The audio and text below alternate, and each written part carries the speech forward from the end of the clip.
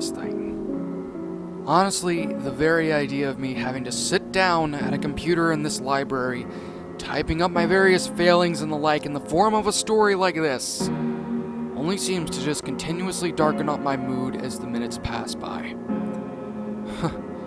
However, thanks to my wonderful and expensive as hell therapist that I've talked to for the past few weeks, I've pretty much been forced to write or type down my experience, and I hope that it might alleviate some of the pain that I'm currently going through at the moment. Her words, not mine. Although if that crazy bitch would just shut the fuck up and just let me talk for a good few minutes, then maybe this might have been an avoidable consequence to my actions. Oh well though, maybe some of you out there might actually be interested in what I'm talking about, but if you aren't, that's fine as well. I don't exactly expect too much from the rest of the world out there. To get this shit show on the road, I'd like to start this thing off by saying that my name is Austin. Yeah, I'm not the kind of person to really give much of a damn about being formal and whatnot, but I guess that's a okay way to start off. Like I said, my name is Austin, I'm 33 years old, currently living with my husband of 4 years, Dan, and my wonderful teenage daughter, Emily. We're all living a rather luxurious life, as much as it pains me to say that, as much as it likely does for you to hear it. My husband and I have some rather interesting jobs that only seem to show that the two of us were apparently meant for each other. Dan is a popular animator at Nickelodeon Studios, while I'm an editor and writer for various shows and projects for the same company that he works with. My daughter is also aspiring to try and follow into her daddy's footsteps as well, much to my own dismay at the matter, and is currently trying to balance out high school and various jobs that she works at in order to one day be able to work here. So at this point, many of you are likely confused as to why I've only seemed to be rather disgruntled and rather cynical about my life. Despite the fact that it seems as though I have everything that I'd ever want. A nice home, a loving husband and a kid, and a job that most only people dream of going to in the future. And before I get to my reasons, I'd like to mention that my lack of joy and happiness has nothing to do with my family in any form or way. If anything, it's always a wonderful time for me when I come home into the arms of my loving hubby and the beautiful artwork and the light of my sweet daughter. Combine that with a nice family dinner together, some time on TV, on YouTube, and a nice little bit of stress relief, quote-unquote, that Dan gives me in the bedroom every few days, I honestly don't have any real complaints whatsoever on that matter. Although, my job at the studio tends to put me in a ragged mood that only furthers to grow inch by inch with each passing hour in that goddamn cubicle. To further explain, here's a little bit of a burst your bubble moment for anybody who thinks that working at Nickelodeon is a fine way of making sure that your animated dreams come true. It doesn't work like that. Like with any job, the only way you're ever going to get the opportunity to pitch any ideas to the higher-ups of this corrupted company is either by knowing somebody or staying after hours with management and letting them do things to you that would make even Rasputin's spiritual father dry heave and die instantly. Needless to say, I was not willing to do any of things. Neither was I even going to. Main reason being was that I was not willing to sit there and screw around with some kind of higher-up and cheat on the man who saved my life on numerous occasions for my own self-destruction, and thus destroy everything that we've had for each other because I wanted to get a bit higher on the little pyramid scheme that Nickelodeon holds onto.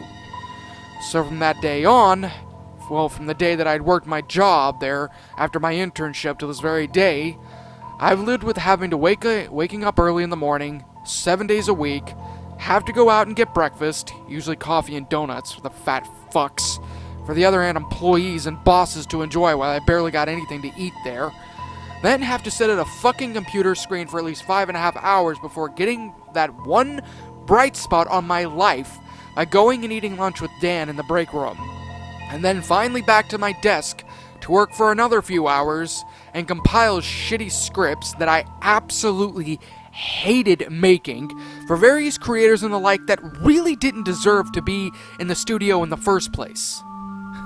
One funny little story about that, actually. is the one time I had to write script after script for this god-awful show by the name of Breadwinners. I tried numerous times to actually provide something funny, or at least an interesting concept in the script to try and balance out the stupidity. However, any attempts of actually trying to be creative in this place will cause you to get a write-up by the higher-ups, and then be forced to work overtime with no pay. I honestly can't even begin to say how often this has happened to me. Oftentimes, for no good reasons, and solely just by accusations from other writers and some shit, and other shit for brains producers, because they think that it'd be funny. No joke. And of course, every time that would happen, I would be scolded, written up for the third or fourth time, or 600th time, and then be forced to work overtime. The amount of moments that I wound up missing up on my daughter's life only furthered my hatred for this company. Now, you might be wondering if I had managed to get more write-ups over time, then why haven't I been fired yet? The answer is simple. Contracts. And a lot of these contracts that practically grab you by the edge of your nose and will threaten to rip your face off and watch you bleed out before help arrives. In layman's terms, I was Nickelodeon's bitch, and they could do anything they wanted to me and not get rid of me because I was considered property to them. If I tried to quit, then I'd be putting my family at risk for losing everything, and I likely would go to jail in the process for violating the contracts that I've signed up to. The only way that was actually out of this hellhole was if I had gotten my job terminated by the higher-ups, which would ultimately nullify my contracts and I'd be a free man, which of course is likely to never happen. As for my husband Dan, he's pretty much going through pretty much the same situation that I am, although he seems to be a little bit blind to what's going on, and doesn't exactly seem to really mind it that much. I mean, he is a rather joyful and wonderful kind of man, so I guess he really does love his job. God, I love that man. However, just like anyone who's been continuously put through stressful and screwed up situations over and over and over again like I have, it would only seem natural that someone like myself would soon snap and lose my fucking mind. Which, spoiler alert, I did. Which leads me to the main reason why I'm writing this thing down. I think it might have been about 6 or 7 months back when I had first wound up snapping. And during that time, I think I wound up curling up in my cubicle screaming and crying to myself at the heavy load that I had been yet given again due to false accusations. For anyone wondering, I've been accused of tampering with the episode's productions and animations, which I did not do whatsoever, and of course, the higher-ups decided to punish me again, and thus I was forced to work late. And in turn, I wound up missing my daughter's 16th birthday. Upon going home for the night, I was met with my husband sitting down the sofa waiting for me. When he saw me, he had this deep expression of disappointment in his eyes that nearly made me want to bawl my own eyes out, as I knew what he was already going to talk with me about. Well, to kind of summarize everything, my daughter's party had to be canceled because I wasn't there with them at the time after work was supposed to be over. Thus, because of the fact that they had to wait for such a long time for me to get home, the reservations that we had all made at a particularly fancy restaurant that my daughter wanted to go to called Angelo's Bistro had been given to another family in our place. And thus, we had been bumped back down for the list for the next 5 months. I tried explaining my situation with Dan, but he pretty much just told me to sleep on the couch tonight and that he really didn't want to hear it from me anymore. I don't really blame him for having that. I mean, wouldn't you be pissed as well if your if your husband or wife didn't sit there and go to their own child's birthday party or something like that? When he finally went upstairs to our bedroom, I decided to go and try and check up on my daughter. But when I went to go and try and open the door, I heard her crying from the other side. Now, that already hurt me enough, but I think what genuinely broke me inside and made me do the things that I did was when I wound up hearing her crying over the phone with her friends, saying that it wasn't exactly the party being canceled that she had a problem with. It was the fact that she wasn't able to celebrate it with her family. The very next day when I came into work, I made sure of it that I would do everything in my power to try and sabotage whatever I possibly could of this disgusting company in any way I could. However, every time I tried doing something that was legal, it would only blow up in my face and fail. I tried reporting them to Human Resources. That failed. I tried finding a lawyer to sue their asses off with for sitting there and keeping me out without paying me, but of course, that wasn't even allowed. And finally, I tried doing what I could to try and expose their horrible treatment. And every time I would try and post whatever they did online, they would somehow manage to find whatever it was and get it taken down. It drove me nuts. And after continuously having failed attempts, I decided that the best opportunity that I would get to really shove this company in the shit that it put me into was by thinking outside of the box on this one and hit them where it really hurt. Once I had the opportunity, I went over to a couple of different places in the studio, and then I went and got some files that had already been processed in the episodes, that had already been processed with episodes of random shows that I had managed to find. There really wasn't anything of particular interest to me, or at least anything that really managed to stand out as something I could sit there and either edit heavily or make on my own. That is until I managed to get into one of the earlier episodes of SpongeBob SquarePants, entitled House Fancy, or something like that. I don't even really remember. Now, I think we all already know what this episode was about and the amount of infamy that brought this thing in the SpongeBob community. This right here, the inspiration that more or less came after the episode itself, was the ticket that pretty much gave me the inspiration to make something that ultimately would go tell Nick to go fuck itself. However, before I even considered doing any of those things, I hesitated. My main reason for it was that, despite my hatred for this place, Steven Hillenburg was actually a relatively good friend of mine at the studio. He would actually help me out with whatever I needed to have help with. He would chat with me and my husband at lunch. Me and him were just particularly good friends.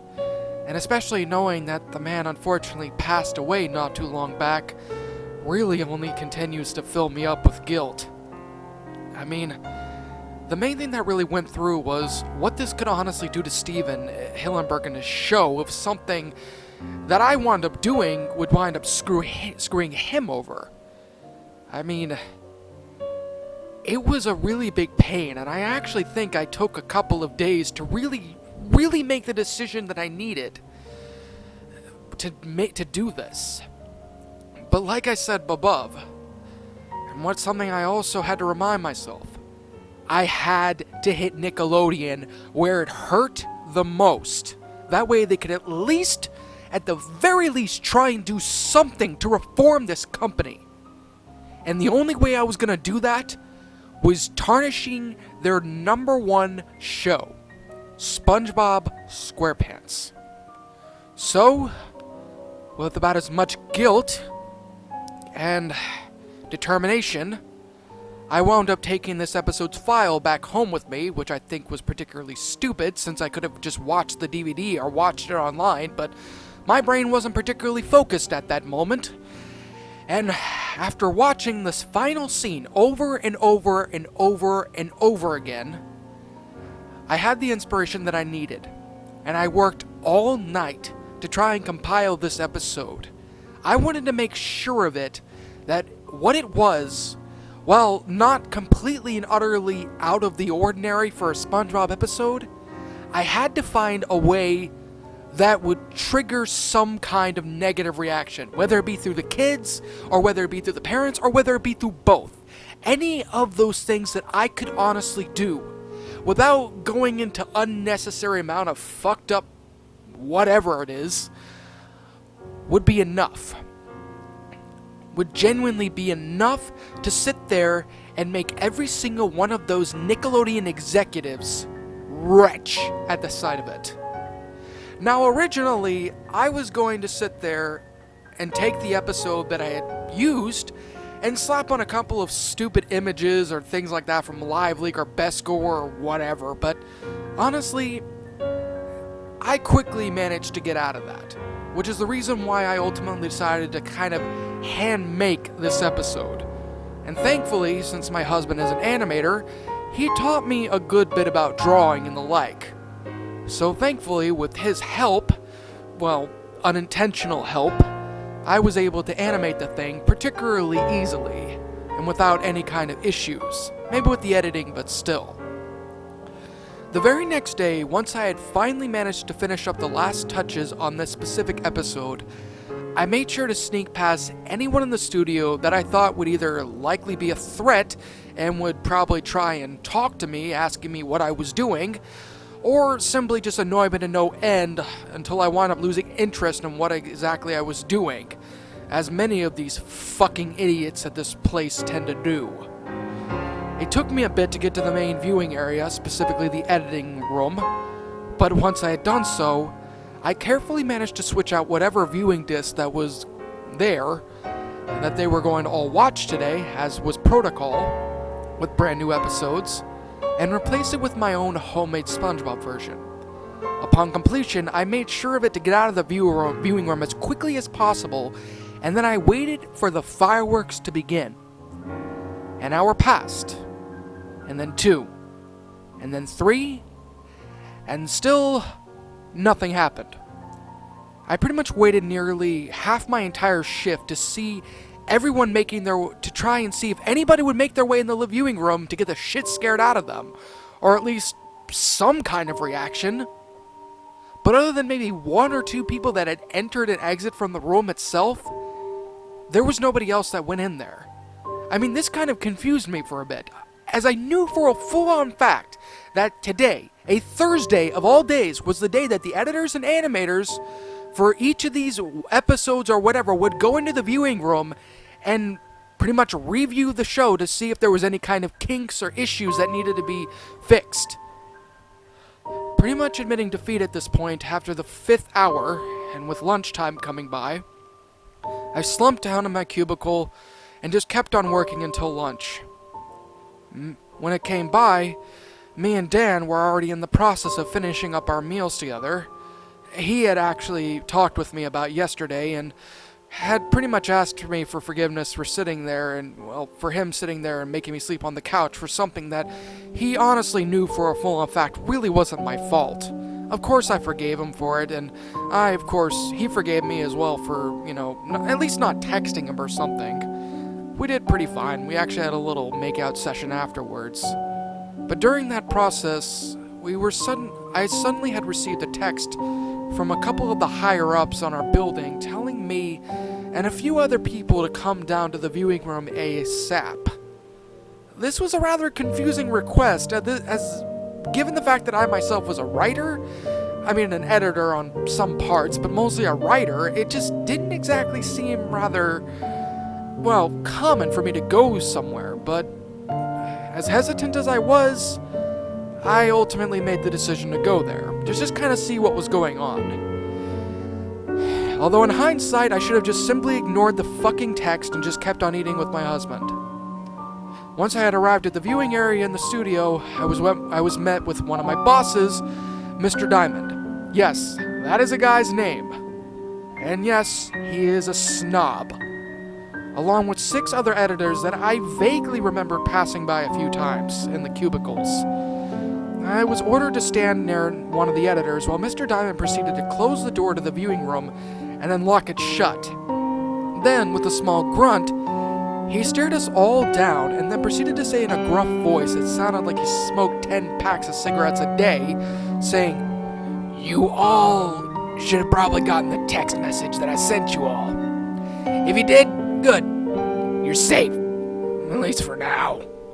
My boss said as he made his way over towards one of the televisions that was hooked up to a DVD player. He coughed for a bit and then continued talking. There's been a bit of an issue today that nearly buried our company today, Mr. Diamond said. Somebody switched out the video disc that had already been prepared with today's airing of a SpongeBob episode that was created and replaced it with a newer version. My boss then turned the television on next to him and then gestured for all of us to sit down in our seats. I know that some of you might be a bit concerned as to what I'm talking about, so I'll just let you all view this for yourself.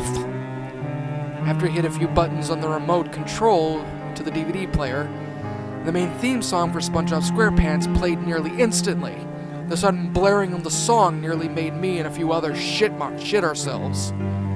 Once the theme song had ended, it faded into the main title card of the episode, which instantly made me remember that this was my episode that I had made, and kind of gave me a bit of a chill, but at the same time a deep, satisfied feeling inside of me. The main title card of the episode showed a gray and purple swirled background with words and fancy diamond lettering reading out the title of this episode, The Squilliam Squeak. I know, not very original, but it's the only thing I could really come up with at the time. The scene then transitioned in the usual bubble splash screen and then showed us the typical layout of how most episodes go out, with the three homes of Patrick, Squidward, and SpongeBob in the background, before finally panning over towards Squidward's house, and then fading into the home to show Squidward sitting down in his bed relaxing with a rather satisfied look on his face. He sits like this for about a few seconds before letting out a small sigh, a happy one, and then he proceeds to get up from his bed and starts making his way downstairs. Once he finally makes it downstairs, he quickly goes over to the coffee maker that apparently was already filled up and pours himself a cup of coffee and then goes to his television and proceeds to turn it on. Squidward then sits down and the TV screen immediately turns to show a scene that only seemed to make Squidward's smile grow a bit wider. The camera angle cut to show Squilliam Fancy Son on his knees, crying his eyes out, as a large tow truck gathered up the last of Squilliam's belongings before proceeding to tow whatever it was in the back of the truck, as well as, his house, completely off screen. While Squilliam Fancy Son simply falls down to the ground, continuing to cry in the process at the fact that he no longer has any kind of possessions whatsoever, a news bar immediately pops up on the bottom, as most news things tend to go up. And then, immediately, a female fish reporter walks onto the screen and then begins to speak. She mentions that Squilliam Fancy Son had been completely cut off from all manners of payment and the such from his family and his fortune, and forever blacklisted from any kind of fancier job opportunity in Bikini Bottom, due to an anonymous report via phone call of fraud and tax evasion, which, after investigation, had been proven to be true that what Squilliam Fancy Son had done. Thus, he of course wound up losing everything that he had done and was in the process of pretty much having charges filed onto him. As the scene continued to focus on the crying cephalopod and the female reporter continuously speaking her lines as she did, Squidward's laugh could be heard in the background, slowly growing to a full-on hysterical laughter as the news broadcast continued on showing the footage of Squilliam lying there on the floor, crying his eyes out. This lasted for a good few seconds before Squidward immediately walked up towards the television, turned it off, and then said, "I think that's enough television for now," Squidward said with a wide grin on his face. "It's time for work anyway. I got a wonderful little shift at the Krusty Krab. Maybe I might run into Squilliam afterwards." With that, Squidward walked over towards the door, put his Krusty Krab uniform hat on, and then proceeded to walk down towards the restaurant. However, once he arrives, Mr. Diamond immediately paused the video, turned to us, and then said, "If any of you confess now, we don't need to watch the rest of this. And I promise you that will lighten your punishment if you be honest with us. So, Anybody want to fess up? Nobody, including myself, said a word. Mr. Diamond simply shrugged and pressed play on the remote, resuming the episode. The scene then proceeded to flash the typical bubble splash screen for the second time in that episode, and then proceed to transition over to show, well, Squidward at his post. Just standing there, ready to take the next order that was going by. He looked about as happy as he did at the beginning of the episode. Apparently he was waiting for something. As he was pretty much standing there, ready to sit there and take the next order, a sudden burst of the double glass doors at the front of the restaurant made Squidward and a few other customers jump slightly. The camera then quickly panned over towards the front door, only to reveal a rather disheveled and dirty-looking Squilliam. He slowly approached the front counter, and with a slightly sly grin, Squidward reached over towards his pencil and notepad, and then proceeded to ask the other squid as he made his way up to the front counter, saying, "Hello there, sir. How may I take your order?" Squilliam simply stares at Squidward with a look of disgust and desperation. He simply slithers up towards him and then grunts, Can I have an application, please?" Squilliam said in the most pained way possible, as if every single word was like a stab to his chest. Squidward doesn't even really hesitate, and then proceeded to reach down into the boat area once again off screen, and then produced a paper application and a number 2 pencil to the forlorn squid. Squilliam proceeds to take the paper and pencil and begins to fill the application out. As he does this, Squidward simply stares at Squilliam with a rather stoic-looking face. He seemed to be rather enjoying the amount of much-needed torture that he was giving the cephalopod. Squilliam then went back to the register and handed in the application to Squidward, to which Squidward read and then said, "Well, sir, it seems as though you seem to be a bit too overqualified for this job. I'm afraid that we're not going to be able to hire you at the moment, but come by in a couple of months or so, and we should have something for you," Squidward says. It's at this point that Squilliam immediately breaks down into tears and then falls down on his knees, practically begging Squidward to give him a job, basically going on about how everything else in this town had rejected his applications, how he had been blacklisted from his jobs, and how he was practically homeless and was starving it to death. Squidward, with about as much false pity as he could muster, accepts Squilliam's pathetic pleas and then proceeds to hand him a Krusty Krab hat. "Welcome aboard, Squilliam," Squidward says. Squilliam then takes the hat and hesitantly puts it on while the other Bikini Bottomites look on and start to laugh. As they laugh, Squidward proceeds to motion over for Squilliam to follow him into the kitchen area. As the two make their way into the kitchen, Squidward hands Squilliam a spatula and says, "Your first job is to cook the food that we have here.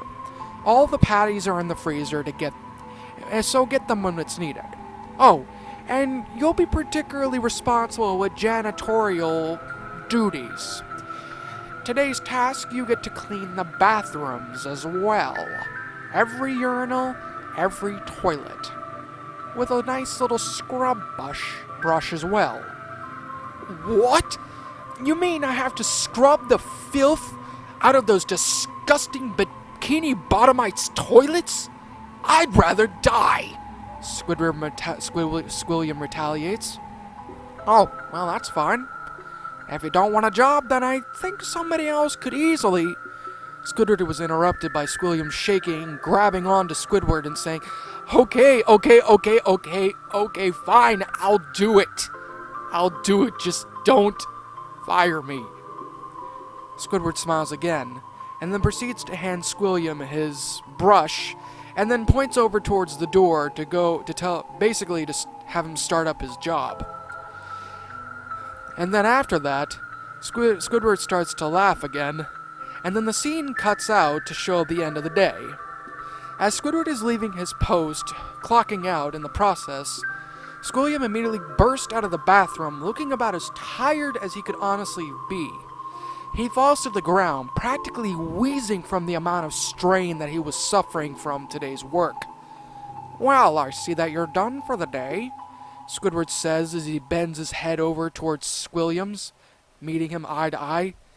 "Yeah, I'm done." "When do I get my money?" Squilliam asked. "Oh, about that.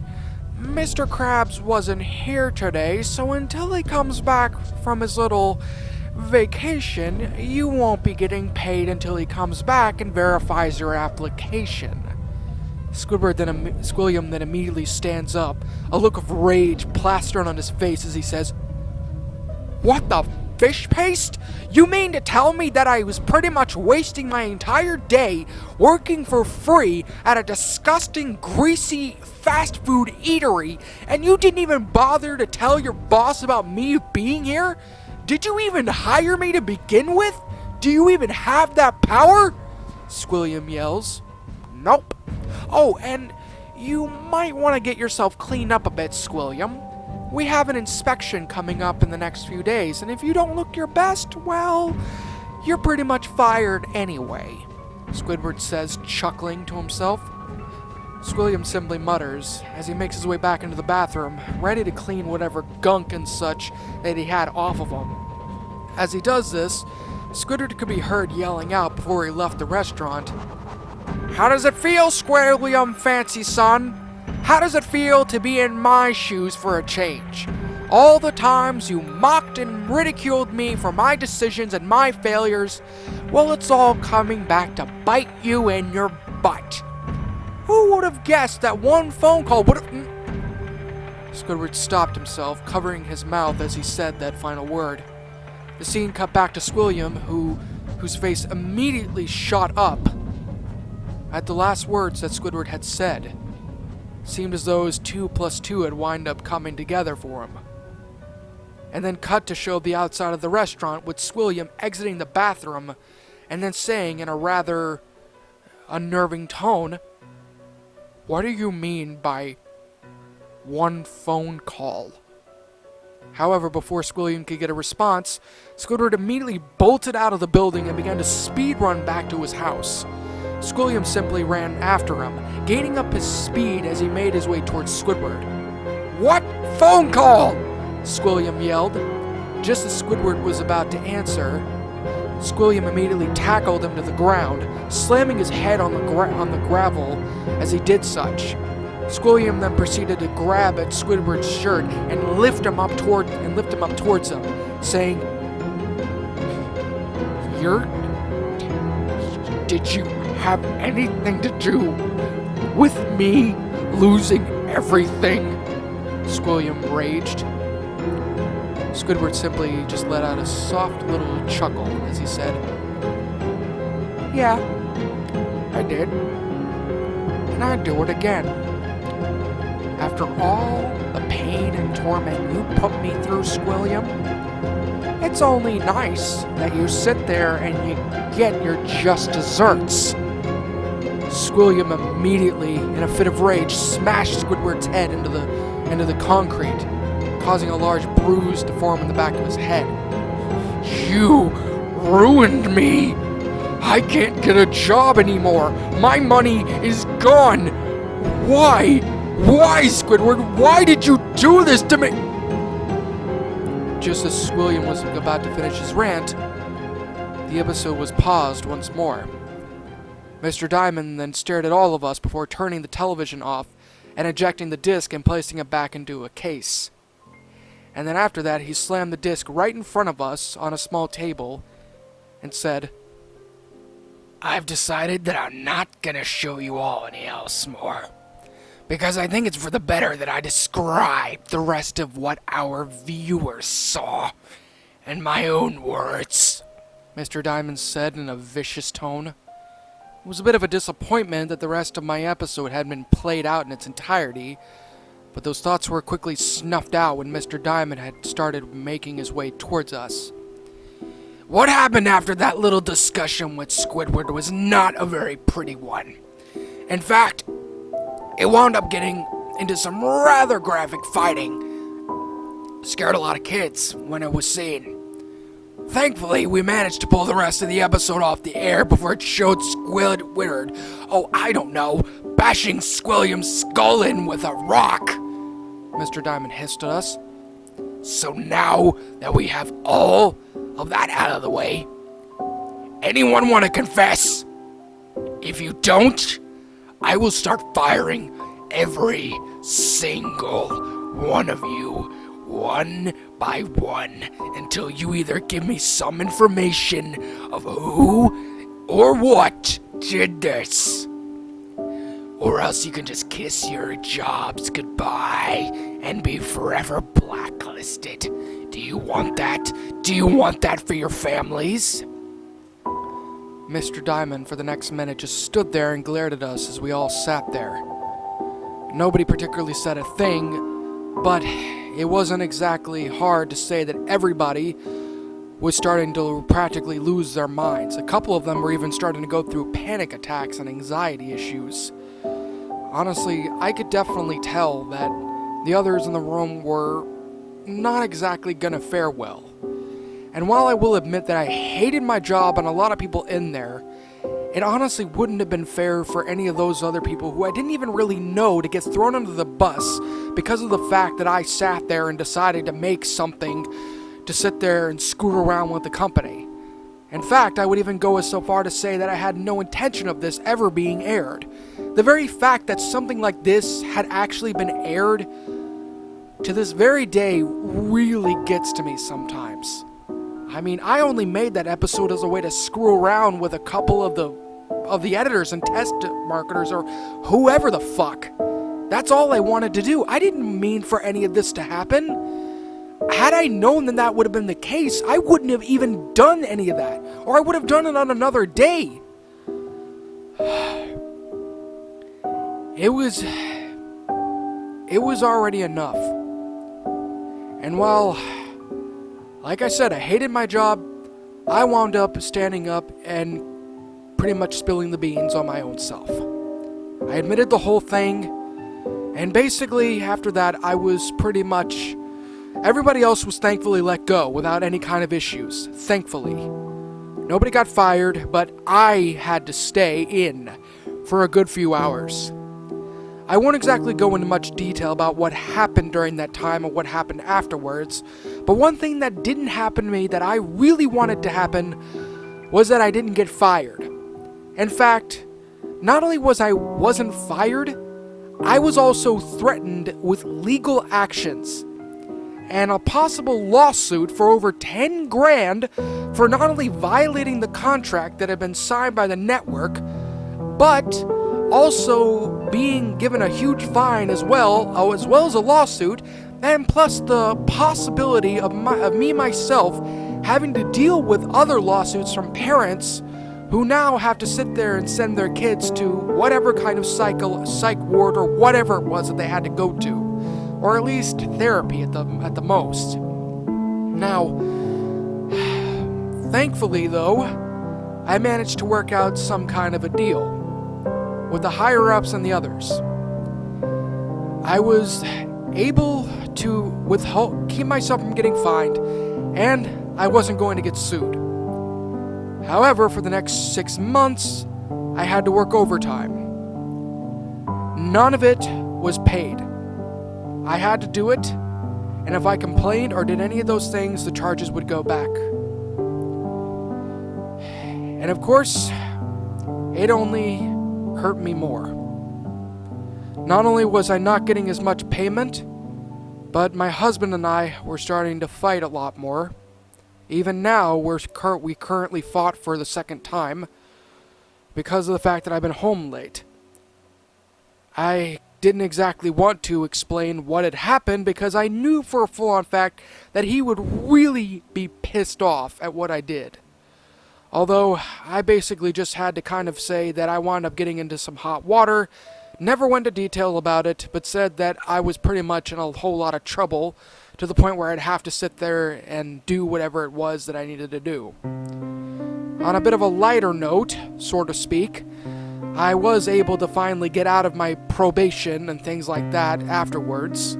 So, me and my daughter and my husband had finally managed to get into that restaurant, and while it was extremely late, we were able to celebrate my daughter's late 16th birthday.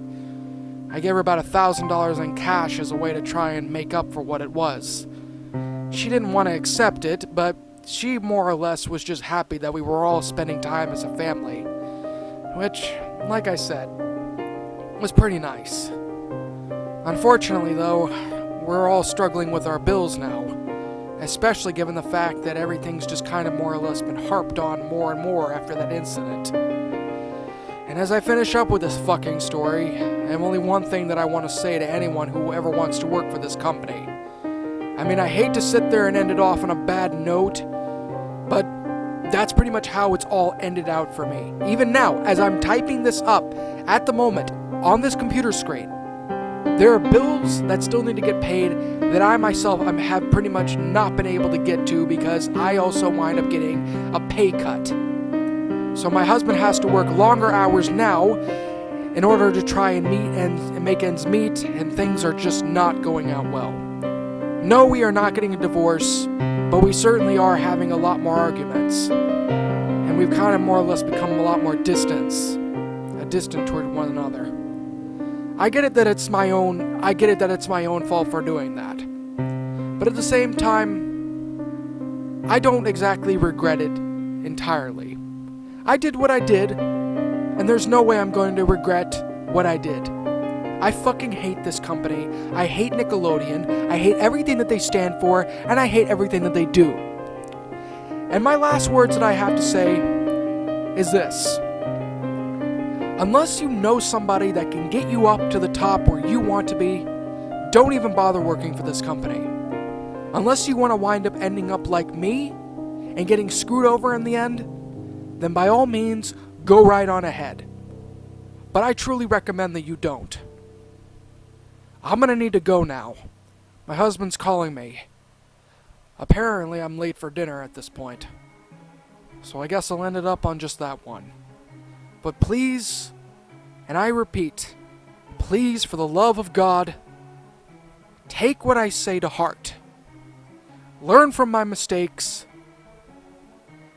and try and make better decisions than I ever could have made. I've always had a hard time when it came to getting a job, and it's very likely that that'll continue on throughout the rest of my life. Now, for anybody wondering, no, I'm not some kind of lazy, good-for-nothing, fat, balding man who lives in his mother's basement, eating Cheetos all day while furiously typing away at YouTube comments. That's not even close to what I do. Or I guess in this case, what I don't do. It's more of a combination of mental issues as well as a lack of proper, drive.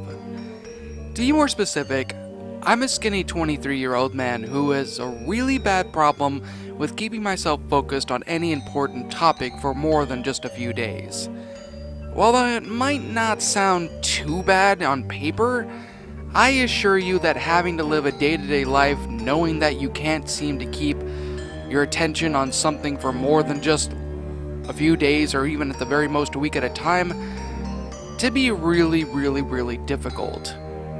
Not just that, it really sucks. I honestly don't even know how any of this really started up, but from the many stories that my aunt and others have told me about my past, I was more like Finbar Calamitous from Jimmy Neutron. Basically that one genius that could never finish anything. I was basically a living, breathing copy of that character, only 5 times worse. Apparently, when I was at least 6 or 7 at the time, I started this downward spiral of my life when I wouldn't even finish my food. It didn't matter what it was, or if the food was one of my favorite meals. I just wouldn't eat the whole thing. At first, this was simply thought of as being the startup of a picky eater phase that most children tend to go through in their lives.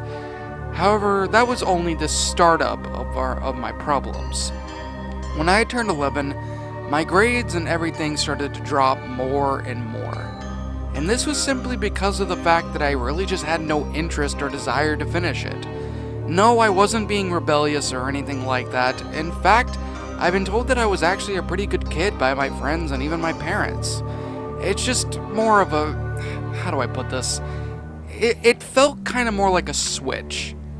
Okay, maybe that's not the best analogy, but it is the truth.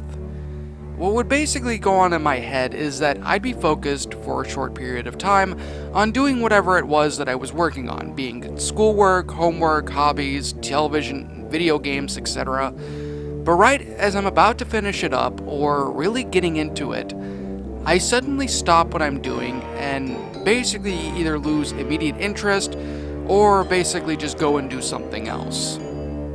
I mean, that's kind of what it is. I lose interest, and no matter what I do or what others do, I would never really do anything about it. I would just lose interest and didn't even bother looking back at it again. And that's basically what I wind up going through on a day-to-day basis, and it's only gotten worse as the years went on.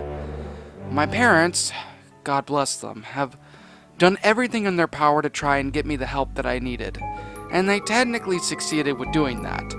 Around the time that I had started to slip in my grades and thus start failing school, my parents attempted to try and put a stop to it by forcing me to do my work, which never worked. Then they threatened to take away my things as a punishment. That, as well, didn't even work. In fact, it didn't even really bother me, as I wasn't even interested with really anything that was even in my room.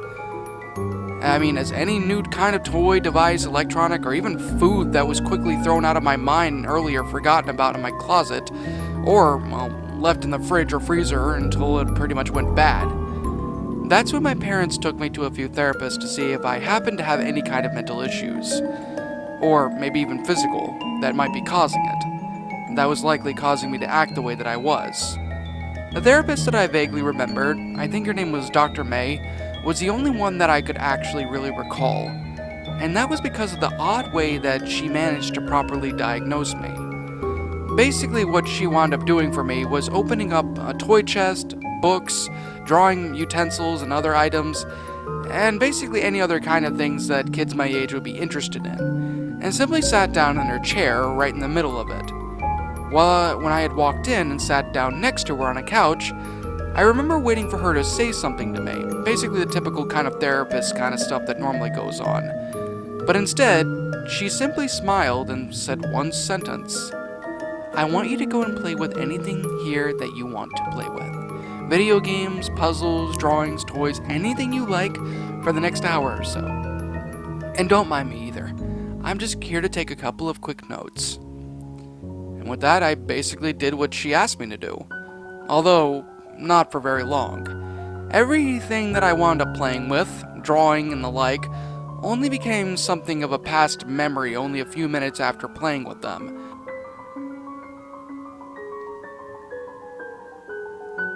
After nearly 30 minutes of this, I was pretty much back sitting on the sofa near the window of the room, doing completely and utterly nothing.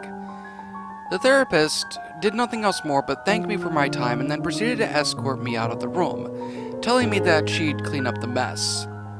Upon getting into the lobby, Dr. May had my parents come into the room and talk for a very long time. When they finally did come out of their room, my parents looked rather upset, but at the same time, slightly content. From what my mother told me later that week, the therapist had diagnosed me with severe ADD, attention deficit disorder, which basically explained my lack of interest in really anything. Yes, we tried medication, but it didn't really do too much to help curb anything. I mean, maybe it would expand my interest in whatever it was that I was doing for maybe more than a few extra days or so, but other than that, things were pretty much the same for me. No matter what I took, or how many visits to the therapist I went to, the results were basically all the same. As you'd expect, this was a major problem in my life, which only grew in severity when I became a teenager. High school was pretty rough for me, and I actually had to go to special ed classes in high school just to make sure that I didn't fail any of my classes. I mean, even now, I don't have an issue with places like that, not at all. It was just personally more of a hindrance to me in my social life. Then, later on, around the time that I had graduated, it was time for me to get a job, like basically most teens around my age had to do. And every single time I would apply, I would never last long in the workforce. I think I need not explain that reasoning, as I'm sure it's rather obvious at this point. Unfortunately, this really messed up my future options when it came to a solid career. I mean, think of it for a bit.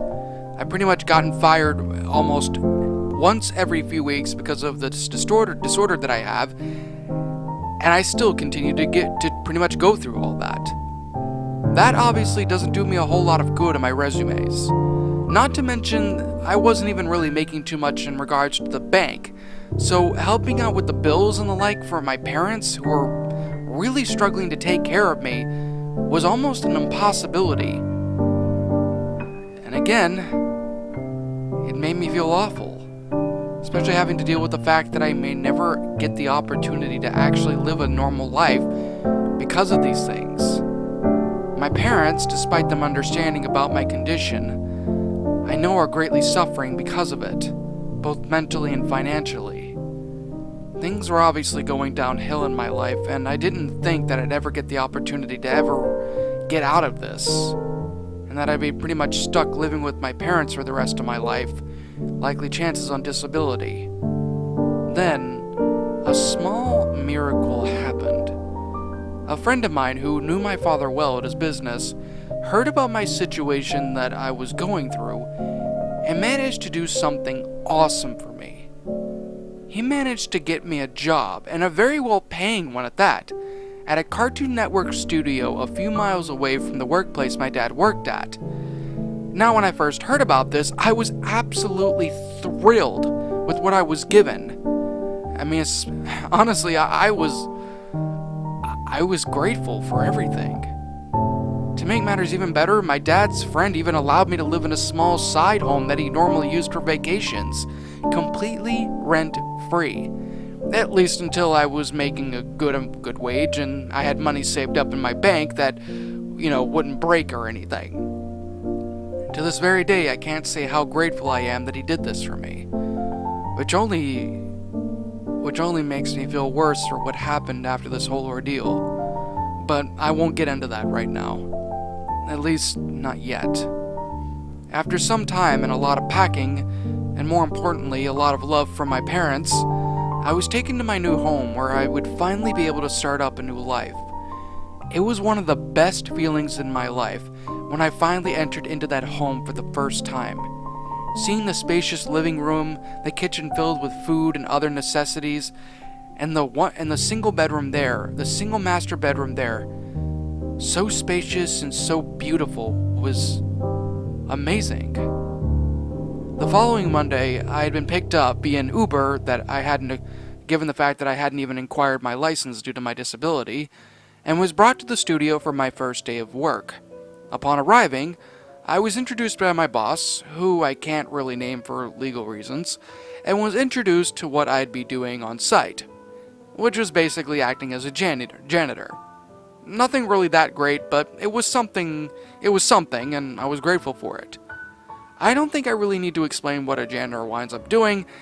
It's really no different than basically what other janitors do all over the places. I mean, I guarantee you that the janitor that sits there and works at your local school, likely chances is no different than the one that sits there and works at major theme parks and the like. However, there were some perks with it. One of these being, I actually got to see parts of the studio, like where they made the animations for the show, the staff meeting rooms where the episodes were discussed, heck, even the editing rooms where the episodes and shows were officially compiled together. Also, to make things a lot easier on me, I was given another janitor to help me throughout my work, and of course to keep me from either wandering off or basically not doing my task. Technically speaking, this person was more of a supervisor than an actual assistant janitor, but he was there when I needed him. Things honestly went well for a good few months. I was making some relatively decent money, and I was doing various different tasks each day, and the hours weren't even that long, which helped keep my attention. not to mention that I was living in my own house, rent-free. Unfortunately, all of that wound up going down after the 6th month that I was working there. I honestly have nobody else to blame but myself for what I did. And while I did wind up getting some rather interesting information, it really doesn't excuse my actions. And to this very day, I really regret what I have done. It all started off as another day on my job. However, my assistant janitor was sick that day with the flu, so I was tasked with a few simple chores written down on a list to go around and do in the studio to basically just keep me busy for a couple of extra hours. One of these tasks was to go into the few of the rooms of the studio, dust around, and replace any fading or flickering light bulbs that needed to be replaced. Well, one of these rooms was definitely something that I really don't think I should have entered into, although the directions weren't exactly too clear in the first place.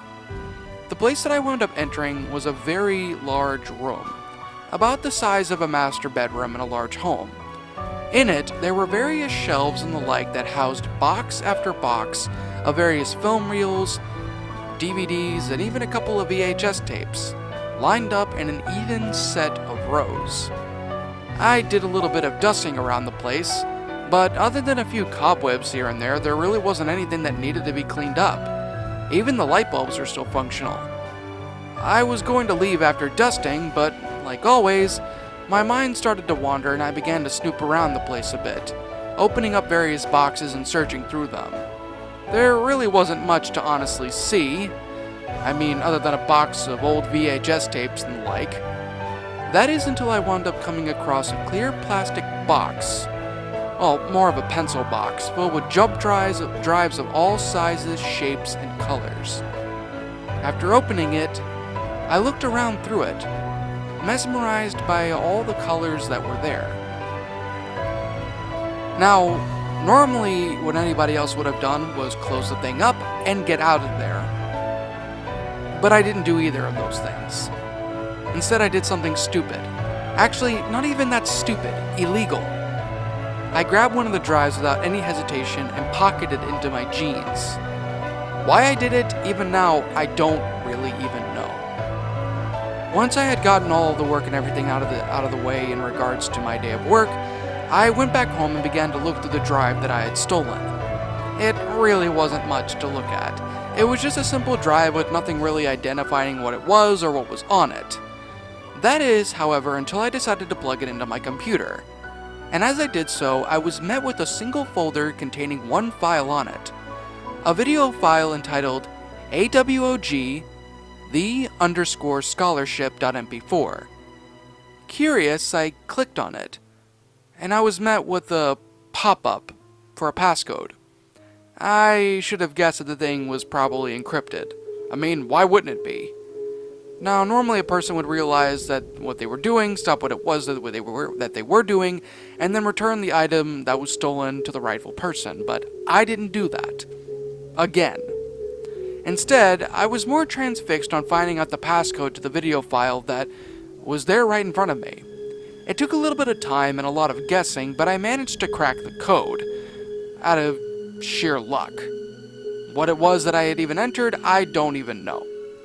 Again, it was a lucky guess than anything else that I had typed in. Upon doing so, the video file immediately opened up on Windows Media Player and then began to play. I was quite surprised to see the intro of the show The Amazing World of Gumball playing out on my screen. I didn't even guess that an episode of that show would be on the drive, but thinking back on it now, TAWOG really was a bit of a dead giveaway. I guess I was just too dumb to even think about it. Once the intro had ended, I was met with the main title of the episode, which was The Scholarship. I didn't even bother to question it anymore. I just pretty much sat back and watched the episode play out with the main title fading out, and then showing the names of the cast and crew who worked on the show, before quickly transitioning over to the main episode. The episode began with a shot of the Watterson household during the middle of the day. The screen then proceeded to cut up to a close-up shot of Anais, Gumball and Darwin's prodigy sister, attempting to try and connect a few wires together before slowly screwing them into each other using the screwer and her small washer. The camera then quickly panned out to show Anais dressed in a lab coat and goggles, carefully screwing in the wires that she had bound together. Alright, all I need to do now is just screw these things in gently, and everything else should work out nicely with this machine, Anais whispered to herself. After a few more twists, the screw was completely lodged into the wires, onto a slab of wood. Anais simply breathed out a sigh of relief before wiping her brow, and just as she was about to move on to whatever else that she was working on, the scene cut to show the door of her bedroom bursting open rather violently, revealing Gumball and Darwin making their way into her room. Anais, as expected, jumped at the sudden entrance of her brothers. "Whoa!" Anais said aloud before quickly regaining her composure and looking over at her brothers. "Why did you two interrupt me like that? You both know that I'm working on a major project for school tomorrow, right?" Anais asked, rather annoyed. "Sorry for barging in on you, Anais," Darwin answered. "We just came to tell you that lunch is ready." Anais looked at them with a rather shocked look, before immediately slapping her face in annoyance and saying, "You mean to tell me that you broke down my door just to tell me that lunch was ready?" Anais began. "You couldn't have at least just knocked on it and gotten my attention?" "Well, that was Gumball's idea," Darwin said bashfully. "Hey, you're the one that agreed to it in the first place," Gumball snapped. "Dude, we're not gonna fight about this," Darwin said flatly. "Mom's gonna kick our butts if we don't get it downstairs anyway. Well, you can tell Mom that I'm rather busy right now, and besides, I'm not even really that hungry to begin with," Anais answered, getting back to her work. "Oh, well, okay then. I'm sure that Gumball would love to sit there and eat your food." "Hey!" Gumball said. Both he and Gumball then proceeded to make their way out of the room and back downstairs into the kitchen. The scene then cut back to Anais, who simply sighed once again and then began working on whatever it was that she was working on. The scene then cut to show Gumball and Darwin eating their lunch in the kitchen, with each chew being interrupted by the sound of Anais using various tools and the like upstairs. Gumball, after a bit, swallowed the sandwich that he was eating and then turned towards his mother, who was busy sweeping the floor. "Hey Mom, what's Anais even doing up there anyway?" Gumball asked. "Oh, that?" Nicole answered. "Well, from what Anais told me, she's currently working on a project for school." Gumball's face fell a little bit before he said, "She already told us that. Any more information you can probably give us?" Nicole simply stood there and thought for a moment before snapping her finger and saying, "Oh, right. She told me that this project is for a contest at the school. Apparently, if she wins, she'll receive a $50,000 grant to any college she chooses in Elmore," Nicole answered.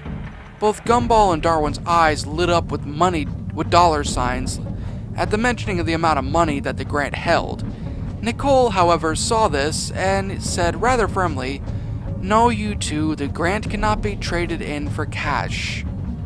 Both Gumball and Darwin's faces immediately deflated, literally at that statement. "Oh," the two boys said. "Honestly, you two, I'm a little bit ashamed that you would both be that greedy enough to think about money like that," Nicole scolded. "And even if she could trade that entire grant for actual money, it isn't any of ours to touch anyway. The money would belong to Anais alone, and none of us, unless it's her choice, are entitled to a single penny of it." "We understand, Mrs. Mom," Darwin answered. Gumball's eyes lit up with excitement all of a sudden, and he immediately spoke. "Hey, I've got a good idea," Gumball began. "How about we all pitch in and help her out with her project?" "That actually sounds like a really good idea, Gumball. We should go and ask her after lunch," Darwin answered. Nicole immediately stopped sweeping the floor and immediately stormed over towards where the two was at, before stopping in the middle of them and getting eye level with each of them, saying in a very serious tone, "You two listen to me, and you both listen to me good," Nicole said, grabbing them both and pulling them closer to her. "Anais has given me and your fathers very strict instructions to not interrupt her or do anything to her project. That includes the both of you as well. Now hear me out, and please hear me out well. You two are not going to do anything that will either bother, annoy, or do any remote kind of damage to her project. Your sister has been looking forward to this ever since she first started school, and I suggest that you respect her wishes. And if either of you do anything that cost her that prize, you both will be grounded for 6 whole months, with no exceptions. Do I make myself clear?" Both Gumball and Darwin, not completely terrified out of their minds, slowly nodded their heads in a yes position. With that, Nicole's face popped back to her normal happy expression as she patted the two on the top of their heads and said in a sweet voice, "Good boys. Now go on ahead and play now. Mommy's got to get the rest of the dishes done." The two boys nodded their heads slowly before running up the stairs into their room at a quick pace. "Well, that was certainly freaky," Darwin said, panting a little bit. "You're telling me, but we've honestly seen worse from her in the past," Gumball answered. "Okay, you've got a good point there," Darwin said. "So, what now?" Darwin asked as he and Gumball made their way over towards the computer. "I don't know. I guess we can just probably waste the rest of our day on the computer, I guess," Gumball said. The scene then transitioned over to show Anais working frantically on the project that she was working on. This continued onwards, showing various clips of her working on the machine, using various tools and the like to finish up what it was that she was making. Kind of like a montage of sorts. After a few minutes of this, the scene then faded in, before proceeding to fade back to show Anais, completely tired out but happy at what she had made. The scene panned out to show what Anais had actually created. It wasn't exactly too creative in regards to what the show normally gives out, but it was more of it was more of just a giant cube with various monitors, switches, and other devices hooked on it. It looked rather impressive to say the least. The scene then cut to show Gumball knocking on the wall of Anais' room, given the fact that the door was still knocked down from the previous engagement of the two brothers. Anais simply turned around slowly and then said in a rather out-of-breath voice, "Yes, Gumball?" Anais answered. "Dinner's ready if you want to eat," Gumball said. Anais simply stretched a bit before making her way out of the room and downstairs to the kitchen for dinner. Gumball, however, simply stayed in the doorway of Anais' room and eyed the contraption that was sitting only a few feet away from him. Gumball, rather sneakily, made his way over towards the machine and began to eye it rather gleefully. "Wow, I wonder what it is," Gumball said, looking at it from all sides of the machine.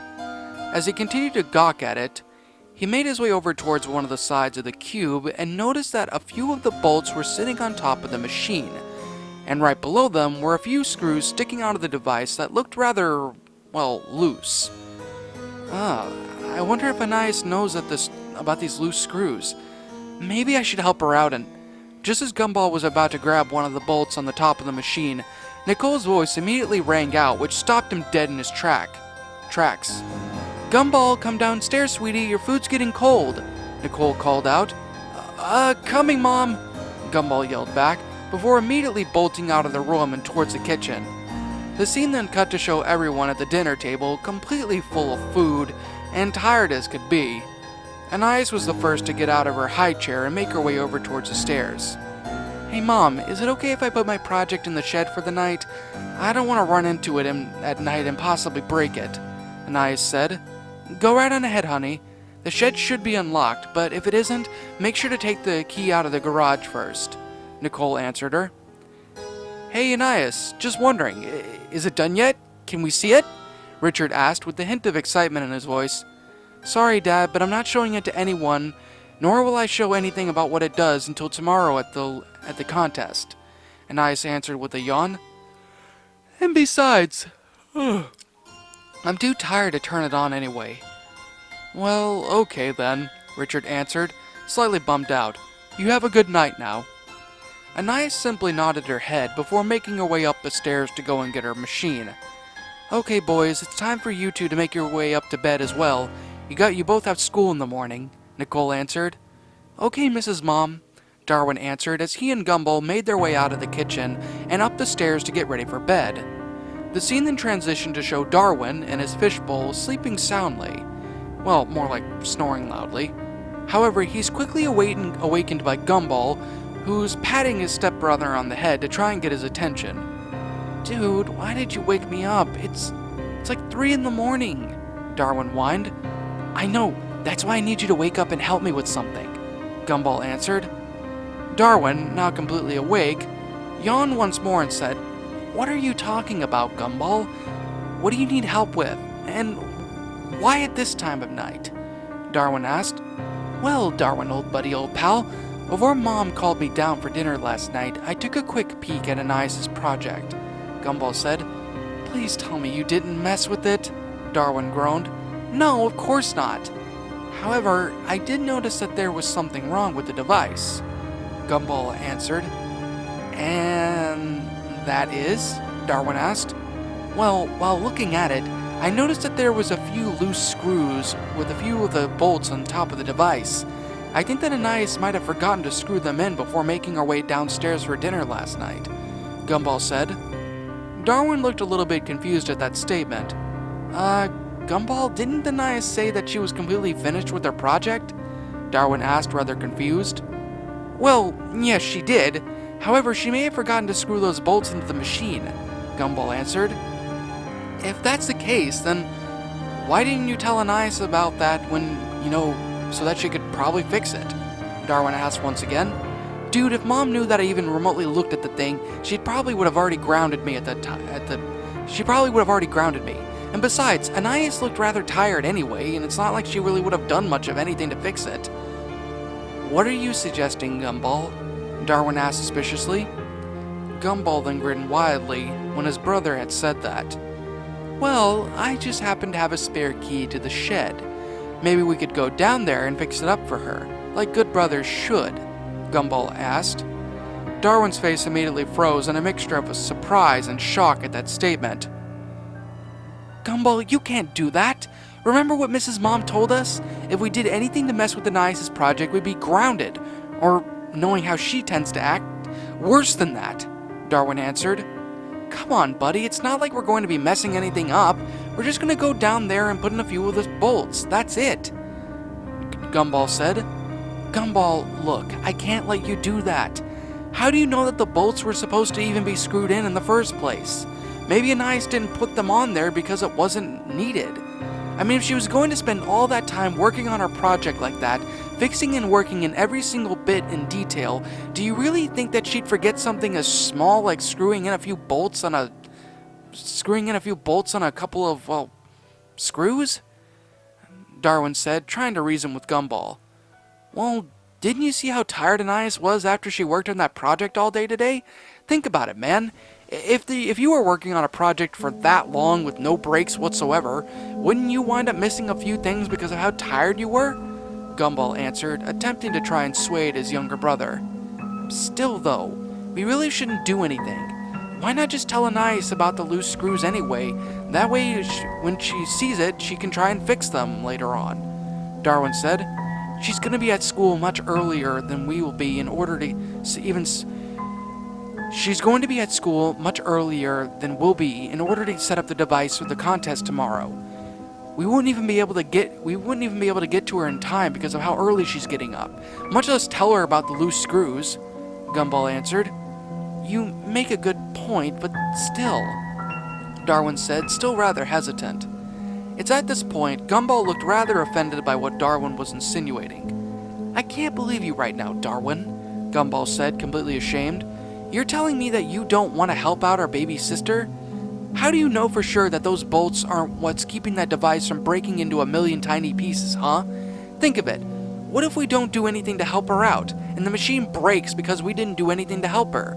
She'd not only lose that contest, but would lose the grant money for college, too. And it'll be all her faults if we don't help her out.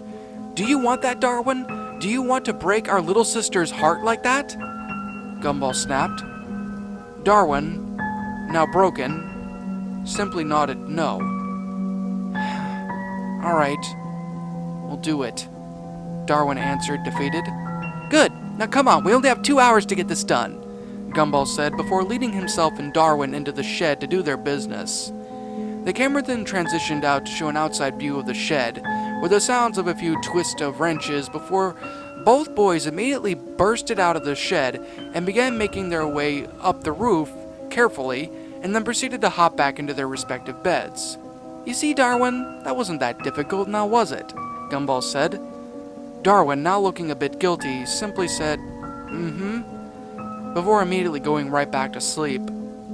The scene then transitioned to show a shot of Elmore Junior High, late at night with all the lights on and various cars and the like parked next to the school. Then there was a series of applause that wind up coming from inside of the school, which in turn caused the scene to cut to the interior of the gym, with row after row of chairs and even a small refreshment table near the back of the school, pretty much decorating the entire place. The room was completely filled to the brim with various characters and the like, most of them unknown for the show at the time, with the Wattersons sitting at the front row seats, with the exception of Anais. The camera then cut to show one of the students walking away with what looked like a baking soda volcano. Once the child left the room, Principal Brown made his way onto the stage and began to address the crowd. And that was little Timmy's demonstration of a baking soda volcano. Like we haven't seen that before. Principal Brown muttered to himself before continuing. Anyway, now we actually have a student here in this school that I'm sure is likely going to impress us all with her intelligence. And I must admit, I'm quite excited as well to see what our star pupil has to offer. So enough of the babbling. I'd like to introduce you all to our new contestant, Anais Watterson, Principal Brown called out. The entire room immediately lit up with applause, with the Wattersons being the loudest of them all. Anais slowly made her way up to the stage, with the device behind her covered in a white sheet in a wagon. Upon making her way to the center of the stage, she immediately pulled off the sheet and began to explain what the device was. Ladies and gentlemen, what I have here today is a device, but not just any device. This device is able to replicate any desire that you wish to obtain, and then proceed to give you a detailed instructions on what is needed to be done to obtain it, Anais said with a smile. Yes, that's good and all, but how does it work? Principal Brown asked. I'm getting to that, Anais said before making her way over towards the machine. You see, when I pull this lever, the device will immediately power up and a set of binoculars will pop out of the side of the device, Anais said, and once it does so, and you look into it, a sheet of paper will be printed out on the side of the machine. And after less than a minute, all you need to do is just pull that paper out and it'll give you the directions on what you need to do in your life to succeed greatly. Completely and utterly foolproof.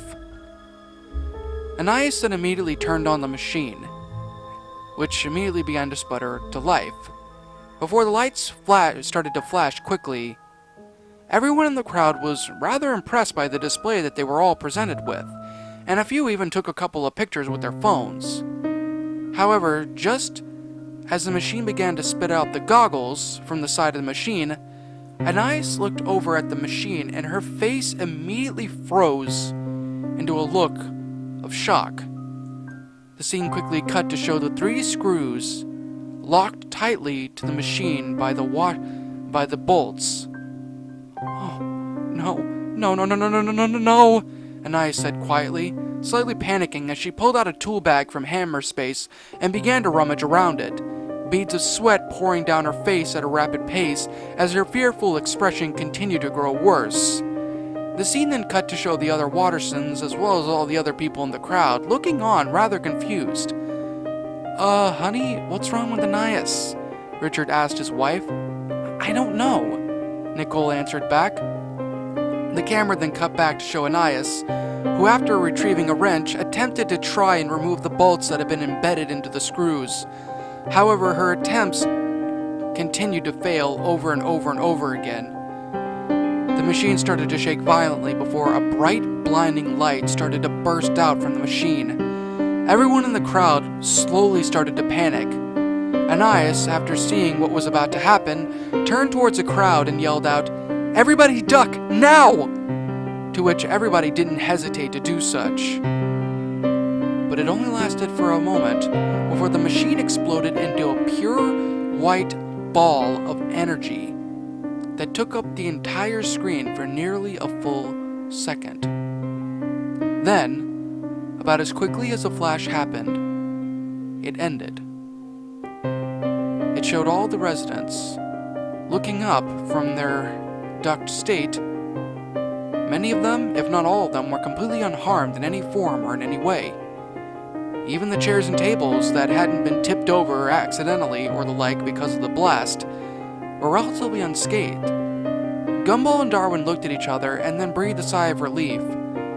However, the moment of relief was short-lived, as the sound of Anais' screams could be heard. The two boys slowly turned around to meet the stage, only to find the entire place had been completely and utterly wiped off the school ground, leaving nothing else more but a large, charred area where the stage once was. Anais was on top of the now broken machine, shaking and burned all over her body. Various 3rd and 4th degree burns all over her body as she cried and shook in pain as she held on to the device for dear life. It was honestly quite a surprise in of its own self that she was even pretty much alive after that. I mean, I get it, it's a cartoon and everything, but still, there's no way anybody could have survived something like that. The scene immediately cut to show the interior of the Elmore City Hospital, with an outside view of Anais' room. Gumball, Darwin, and Richard were all sitting down on a few chairs next to the hospital room. Gumball and Darwin looked extremely guilty. Their eyes were even red and puffy from crying. Richard did nothing else more but glare at the two with a mixture of disappointment, anger, and slight disgust. The scene only lasted for a short while before Nicole walked out of the room, before glaring at the two boys, before motioning everyone to follow her. They all did, and they continued this walk of shame in complete silence for a good portion of the scene, and only did anybody speak once they were halfway down the road. We're so sorry, Darwin said. Neither Nicole nor Richard answered him. Please, Mom, Dad, we didn't know that would happen, Gumball said weakly. You didn't know that would happen? Nicole said softly, silencing the two boys. You two knew very well that if Anais says that her project is completed, then it's completed. Gumball was about to say something but was quickly silenced once more when Nicole immediately rose her paw up in the air, silencing them again. She continued to speak, still in that same soft but unnerving tone. While I do understand that you two didn't mean for this to happen, you both still didn't listen to what I said last night. And because of it, look what's happened. Your sister is stuck in the burn unit for who knows how long, and is going to need major surgery that we are not going to be able to afford to get her back to at least her normal self. And that's not even considering the mental trauma that she's gone through because of your selfish actions, Nicole continued, still as softly as ever, but her voice broke at the last sentence, which made the whole thing even more unnerving. And to make matters worse, you caused your sister that grant that she had tried desperately to get in her young life to pay for college. But you two decided to mess with something that you should have at least asked your sister about. But that's gone now. It's all gone now, Nicole said, wiping away a few tears from her face. But, Mrs. Mom, Darwin softly spoke, nearly on the verge of breaking down himself. I can understand Gumball doing something as reckless like this.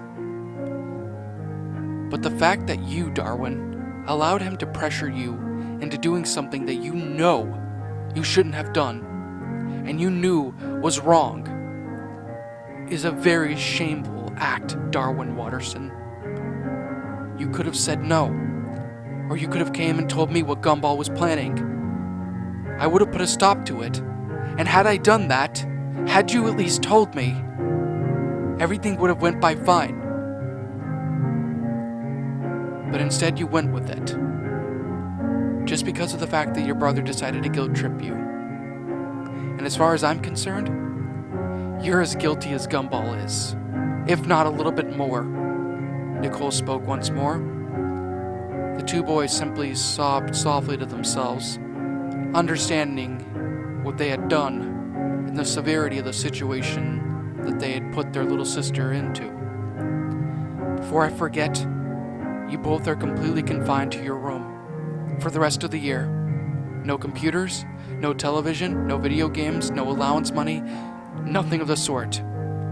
You may only leave your room to eat, drink, go to the bathroom, and go to school, but nothing else. And if either one of you break that, so help me, you will greatly regret it. Do you understand it? Do you understand me? Nicole said once more. Yes, ma'am, the two boys sobbed. Good, Nicole answered. The scene then cut out to show the car making its way down where the house was at, before finally fading out and ending with the end credits. After watching the video and being a bit disturbed for a few moments, I took the drive out of my computer and placed it into my work pants for the next day. Honestly, I really had nothing to say about the episode. I mean, sure, it was a bit disturbing, especially with the burns that were all over Anais, but I never really understood why it was there to begin with and why I've never even heard of an episode like that. The very next day, after getting my typical Uber ride down to my job, I made my way over to my janitor's closet to get some items for the day, but I was quickly stopped by my assistant, or in this case, my supervisor. He didn't exactly look very happy at me. I had a bit of a heavy feeling in my stomach, as I had a feeling I knew what was going to happen. And this only was proven as he pretty much told me to go over to a room with him. It was there that I wound up seeing one of the higher-ups at his desk looking at me, rather disapprovingly. To make a long story short, they had found out that I had stolen the drive via the security cameras inside of the room. And because of it, after a long lecture and a long scolding, I was fired from my job. Not only that, but when my dad's friend found out, he was completely and utterly disappointed with me. And if anything, was more than hurt over the fact that I had completely and utterly wasted a good opportunity because I chose to steal something that wasn't mine. And because of it, he told me that I had to pack up my things and that I was no longer allowed to live in that house anymore, and that if I were to, I had to start paying rent. This in turn was devastating, and I wound up having to move back to my parents' house a month or so later. And let me tell you, when they found out what I had done, they were very upset with me. Actually, no, that's an understatement. They were completely and utterly ticked off. And they didn't hesitate to sit there and let me have it like I was 6 years old. And I don't blame them for it. I had not only done something absolutely stupid on my end that wound up getting me completely fired from my only job, but I also screwed up any more of an opportunity for me to ever actually have a good life again. Even now, as I type this up, I have no job. My parents pretty much hate my guts now, given the fact that they're now, again, financially burdened with me again. And I hate myself greatly for what I've done. I don't really see much actually changing again. And I know that many of you are probably wondering how I was even able to finish this entire thing up, given my situation. The answer to that question is, it's taken me quite some time to actually finish it. I actually have made like a little bit of improvement It's not by much, but it definitely is a little improvement to try and finish up the things that I know I need to finish up. This entire thing to write down took me about a few months, but given the fact that I didn't have anything else to do, it wasn't really that difficult for me to sit there and finish it. I will always regret the decisions that I've made. And honestly, I don't have anybody to blame. I don't have anybody to blame but myself and myself alone. And I'll have to live with that for the rest of my life.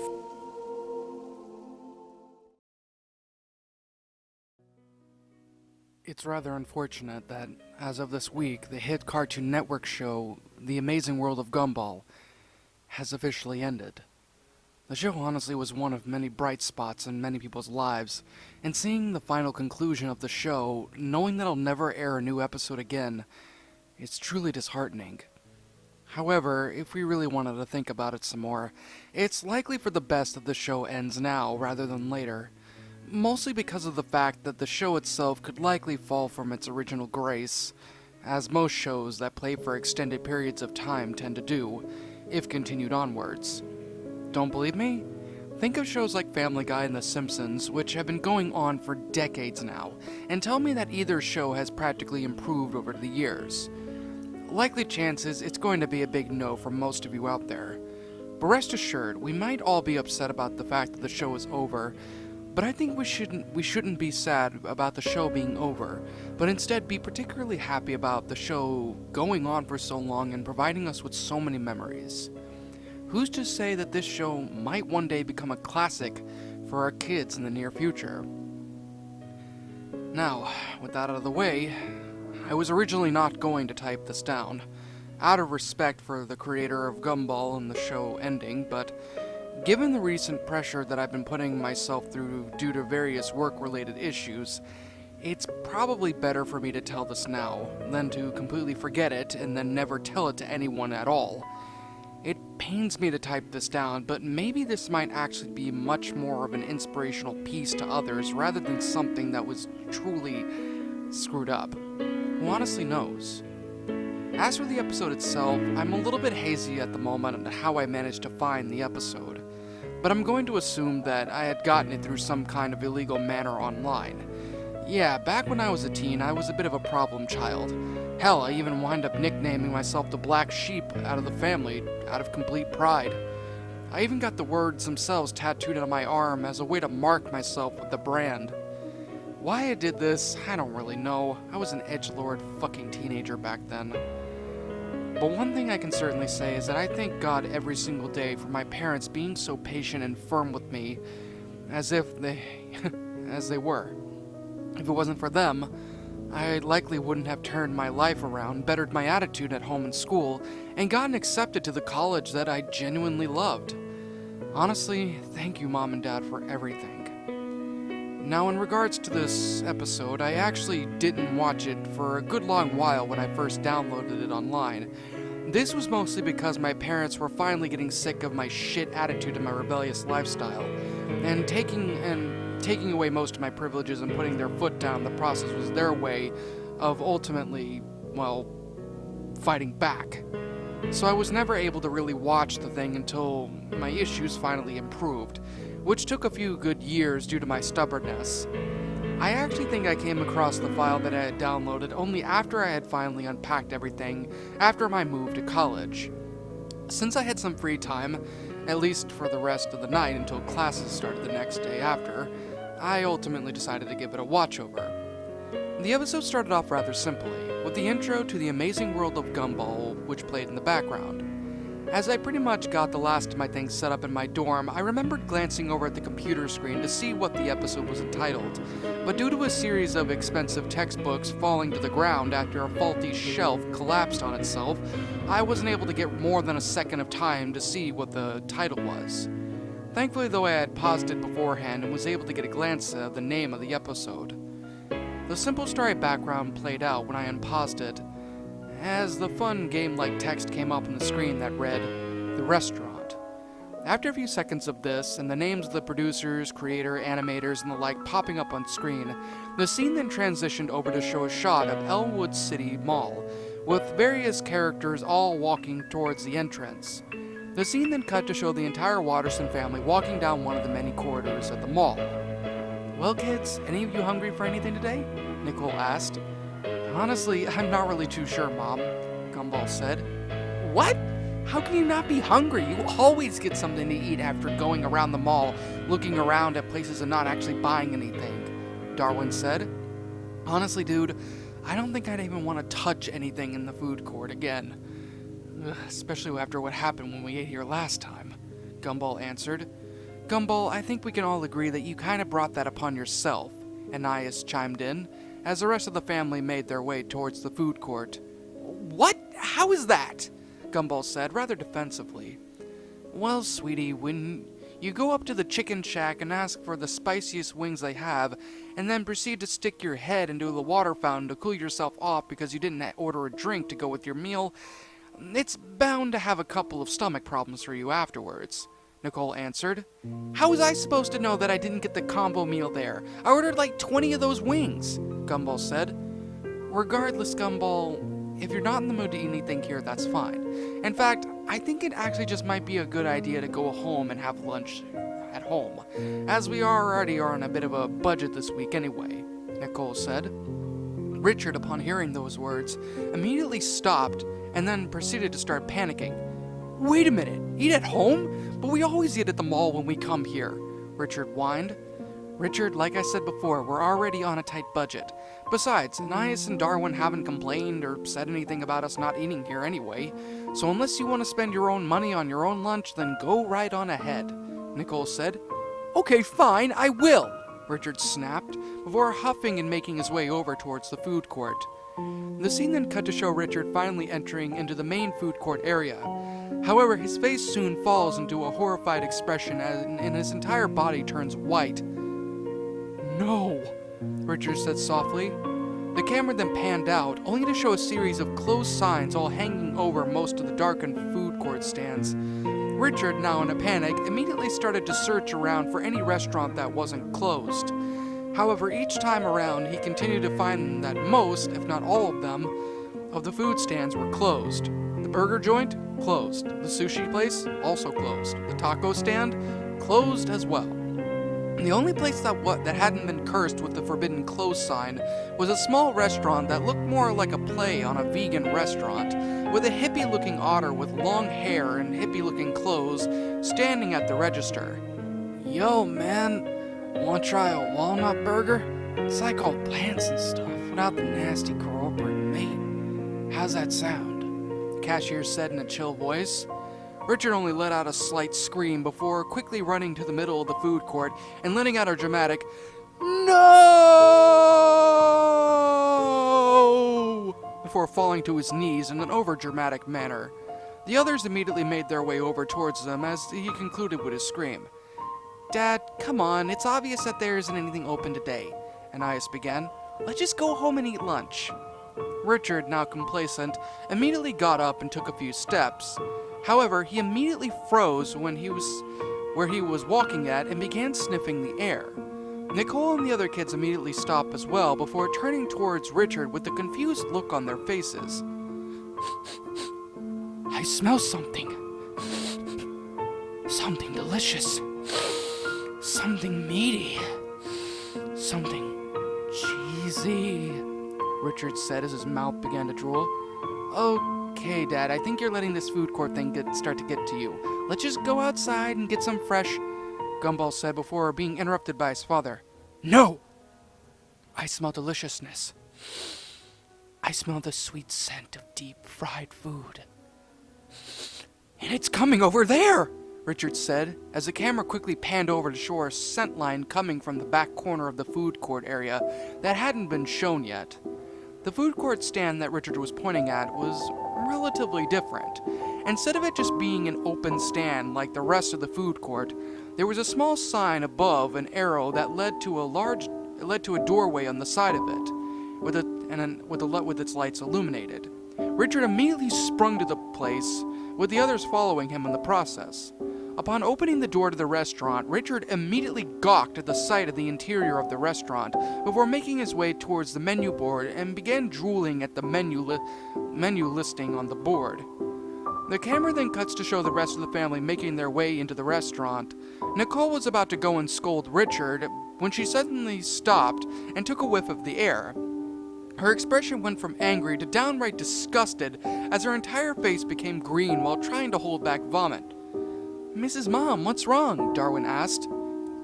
"It smells like someone took a bubble bath full of old grease," Nicole said as she gagged once more. Gumball, Anais, and Darwin all immediately took a few sniffs of the air, and like Nicole, their faces, quite literally, broke into pieces before falling to the floor and quickly regenerating as quickly as the pieces had fallen. "What the what? Why does it smell like sewer water in here?" Gumball cried out. "Dear merciful sky gods! Oh, I think my nose is dead now," Darwin called out before a cartoony nose shriveled up on his face before poofing into dust.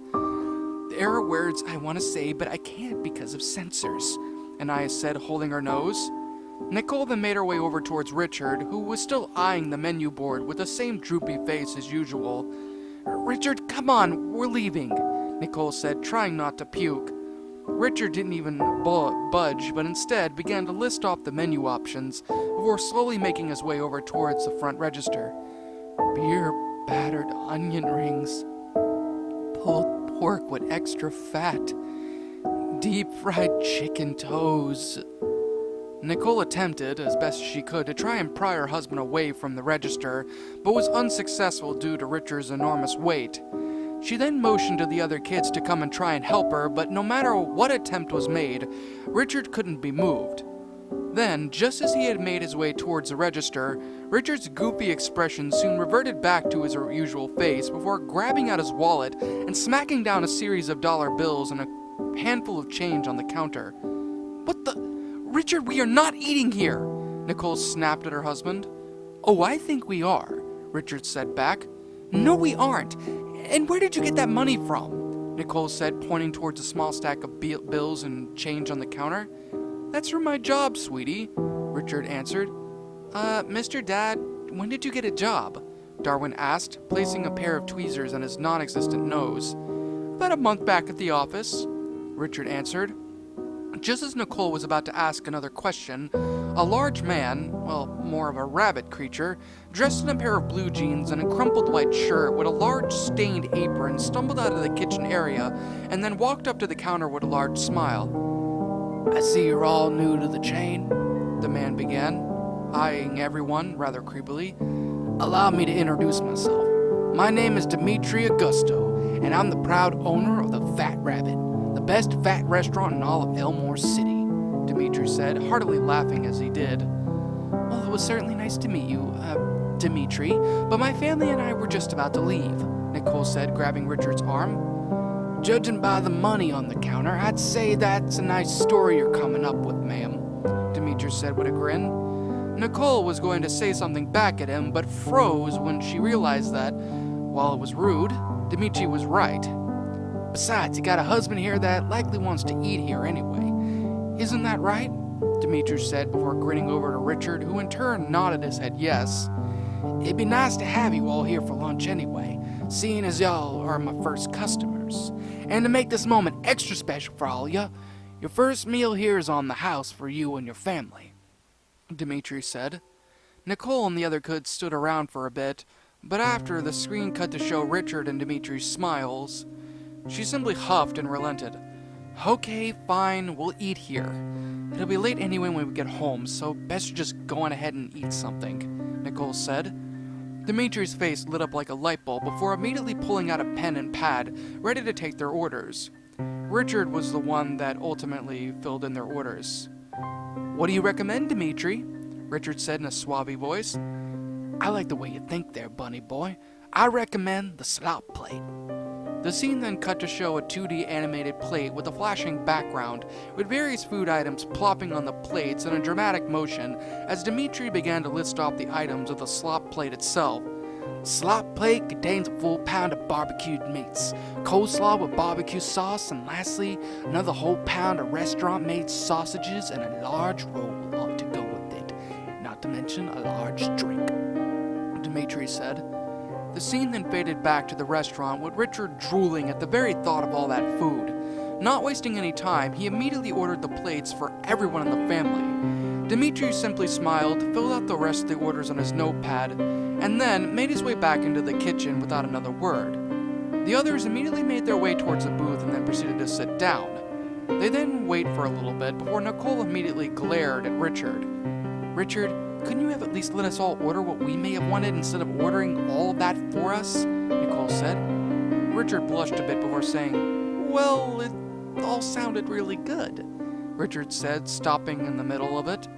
Everyone simply let out a sigh before immediately being surprised by Dimitri placing a tray with all of their food down right next to them. "Enjoy the meal, everyone," Dimitri said before walking off screen. Richard wasted no time in grabbing his plate and stuffing a forkful of sausage down into his pie hole. As he chewed, the camera immediately panned over towards Richard's eyes, which immediately opened up at a quick pace. His pupils then dilated before turning into various amounts of food before quickly reverting back to the same dilated eyes. The scene then cut to show the shocked faces of Gumball, Darwin, and Anais, who simply looked on at their father's odd expression. Is he okay?" Gumball asked. "I don't know. I mean, he never gets this way when we eat out," Darwin answered. "Guys, look," Anais said. The camera then cut to show Richard slowly eating the food from his plate, savoring each and every single bite as he did. The scene then cut back to show the kids, now even more shocked than before. "He never does that. He never eats this slow. Heck, he's usually done with his food by the time we've taken a single bite of it," Gumball said. "Well, if he's thoroughly enjoying it, then maybe the food is pretty good here," Darwin said. The others nodded in agreement and then proceeded to take large bites out of their meals.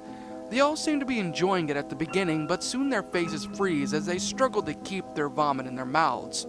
Nicole and the others minus Richard, all forced down what they had eaten before taking in a breather. What was that?" Gumball whispered. "There was so much grease in that sausage that I thought my arteries would clog up from swallowing that," Darwin answered. "Did anybody taste any kind of hard bits? The sandwich that I have is full of them," Anais said, taking a huge gulp from her drink. "You had those too?" Nicole asked. "They tasted like old milk." Gumball now had a rather upset look on his face, and he immediately pushed his plate away from him. "What the heck did that guy just give us? They tasted like something that was pulled from the floor, thrown into a deep fryer, and then splashed with salt," Gumball complained. "Well, kids, I don't know about you, but I don't think we'll be eating here anytime soon," Nicole said as she gathered up the plates from the kids and placed them back onto the tray. Richard, somehow noticing the whole thing, immediately began to grab at the rest of the leftovers that neither Nicole or the kids had touched, eating it ever so slowly to savor the food that he was eating. Not gonna lie, but the slow motion movement that Richard had when he was eating that food made me want to puke when I first saw this episode. About finally finishing up the rest of the meals, Richard slumped his head back a bit and then soon regained control over himself. His eyes reverted back to normal and he looked rather satisfied afterwards. "Man, that was the best thing I've ever eaten in my whole life," Richard said before letting out a loud burp in the process. After he had let out his burp, Dimitri walked up to the Wattersons and then proceeded to ask them if they enjoyed their meal. Richard, of course, spoke for all of them and said that it was delicious, before proceeding to thank the man before getting up and proceeding to urge his family to leave with them, which they all did. The scene then transitioned over to at night, with Richard sleeping in his bed with Nicole. He's sleeping peacefully until his stomach starts to growl loudly, waking him up in the process.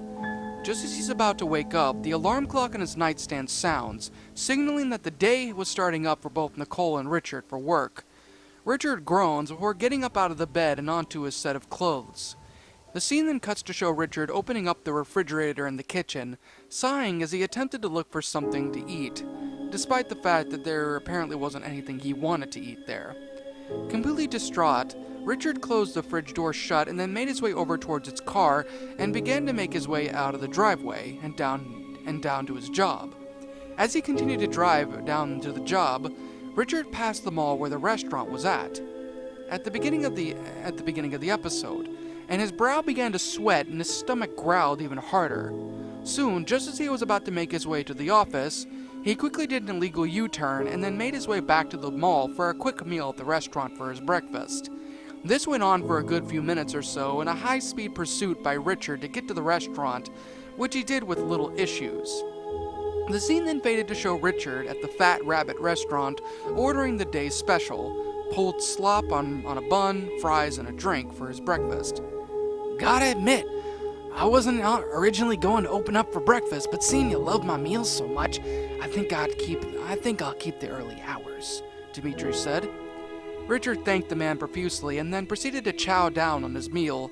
The same odd effects that still go in his eyes come back for the second time, but this time it was a bit shorter than the last. The scene then cut once more to show Richard at his office, filing out some paperwork, until a small alarm on his wrist, which signaled his lunch hour for the day, rang. Richard then immediately pulled out a bagged lunch, likely prepared by Nicole, and sighed when he started to pull out the items in it. A single ham sandwich, an apple, a pudding cup, and lastly a few napkins and a small bottle of water. Richard only looked at his meager meal for a few moments, distraught at the lack of food that was in his bag. Then a light bulb popped up over his head as Richard's eyes widened a bit before his face grew a rather mischievous grin. I think I know a place that might properly suit my needs better, Richard said in a soft-spoken tone. The scene then cuts yet again to show Richard eating at the Fat Rabbit restaurant, laughing and chatting up with Dimitri as he served him a large platter of sausages, fries, baked beans, and a scoop of coleslaw with a large drink. You're telling me your wife only gave you a single sandwich for lunch?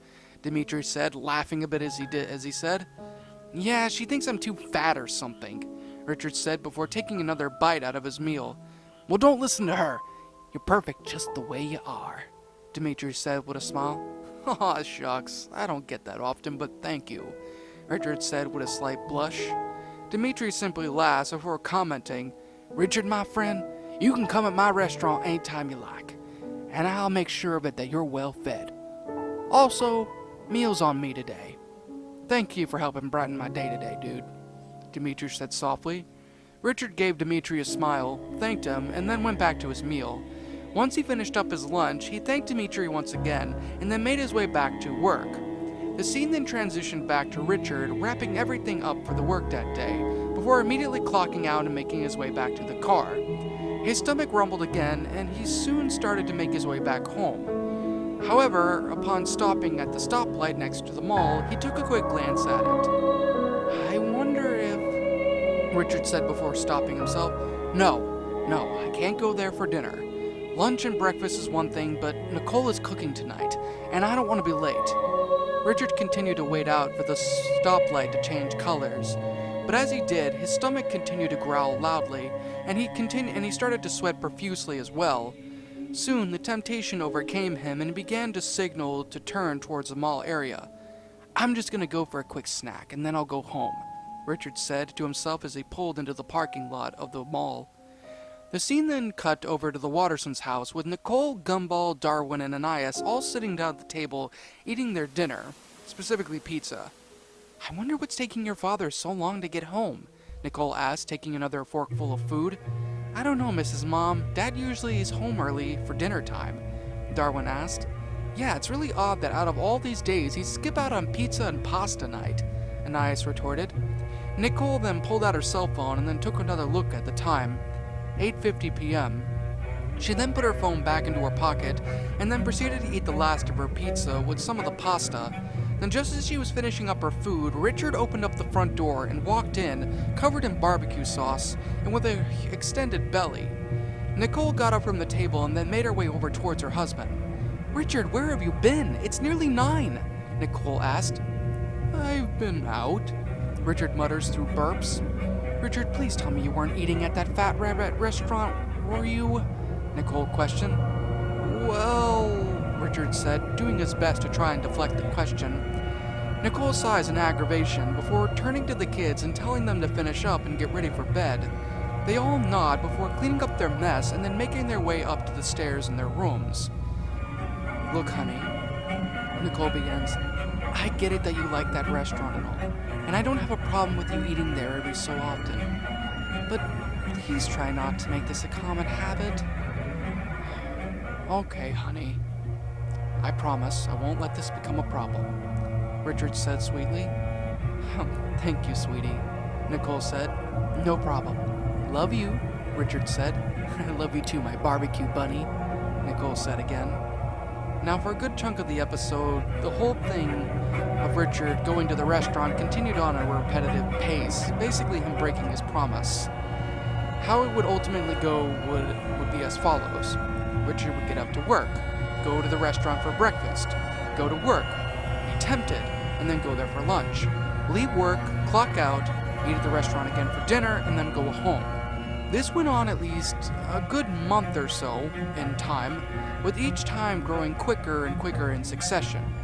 Not only that, but Richard's weight also seemed to increase in mass up to an extremely dangerous level, up until the point where he couldn't even get out of his car. This is when the show wound up taking a different turn. After the 7th time visiting the restaurant, after eating dinner there for the 7th time, Richard then made his way back home. Upon opening the door, he was greeted by his family sitting down at the living room waiting for him. They all have a mix of disappointment and deep forlornness. Richard looked rather confused at this. What is this? Richard asked. An intervention, Dad, Gumball said firmly. A what? Richard said, now even more confused. Nicole got up. Richard, your addiction to this restaurant is doing a lot more harm to you than good, Nicole began. For the past month and a half, you've eaten nothing but that restaurant's disgusting food. Hey, it's not disgusting, and I'm not addicted, Richard said in his defense. Dad, look at yourself. Every day, you're covered in barbecue sauce grease, and look at you now. You weigh a ton, Anais snapped. Well, it's not my fault that the food is so tasty, Richard said. Dad, stop it. You have a problem. You need to stop fueling this addiction before it gets out of hand, Gumball said.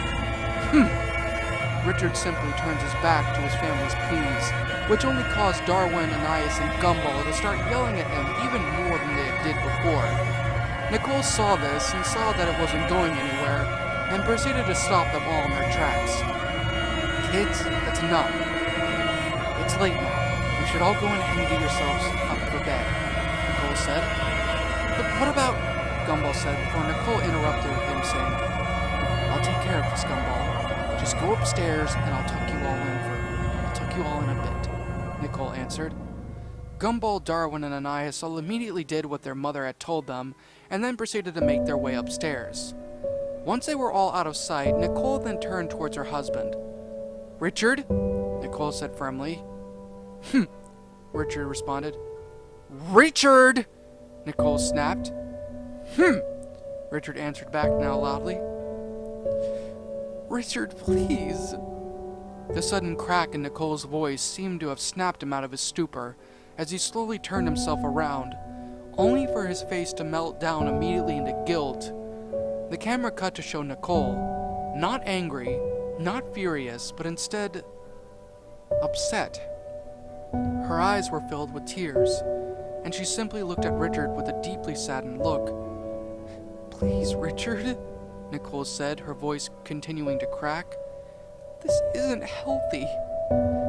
This isn't you. Look at yourself and what you've become. Nicole was now softly crying to herself, and Richard's guilt-ridden face only continued to spread as she continued to speak.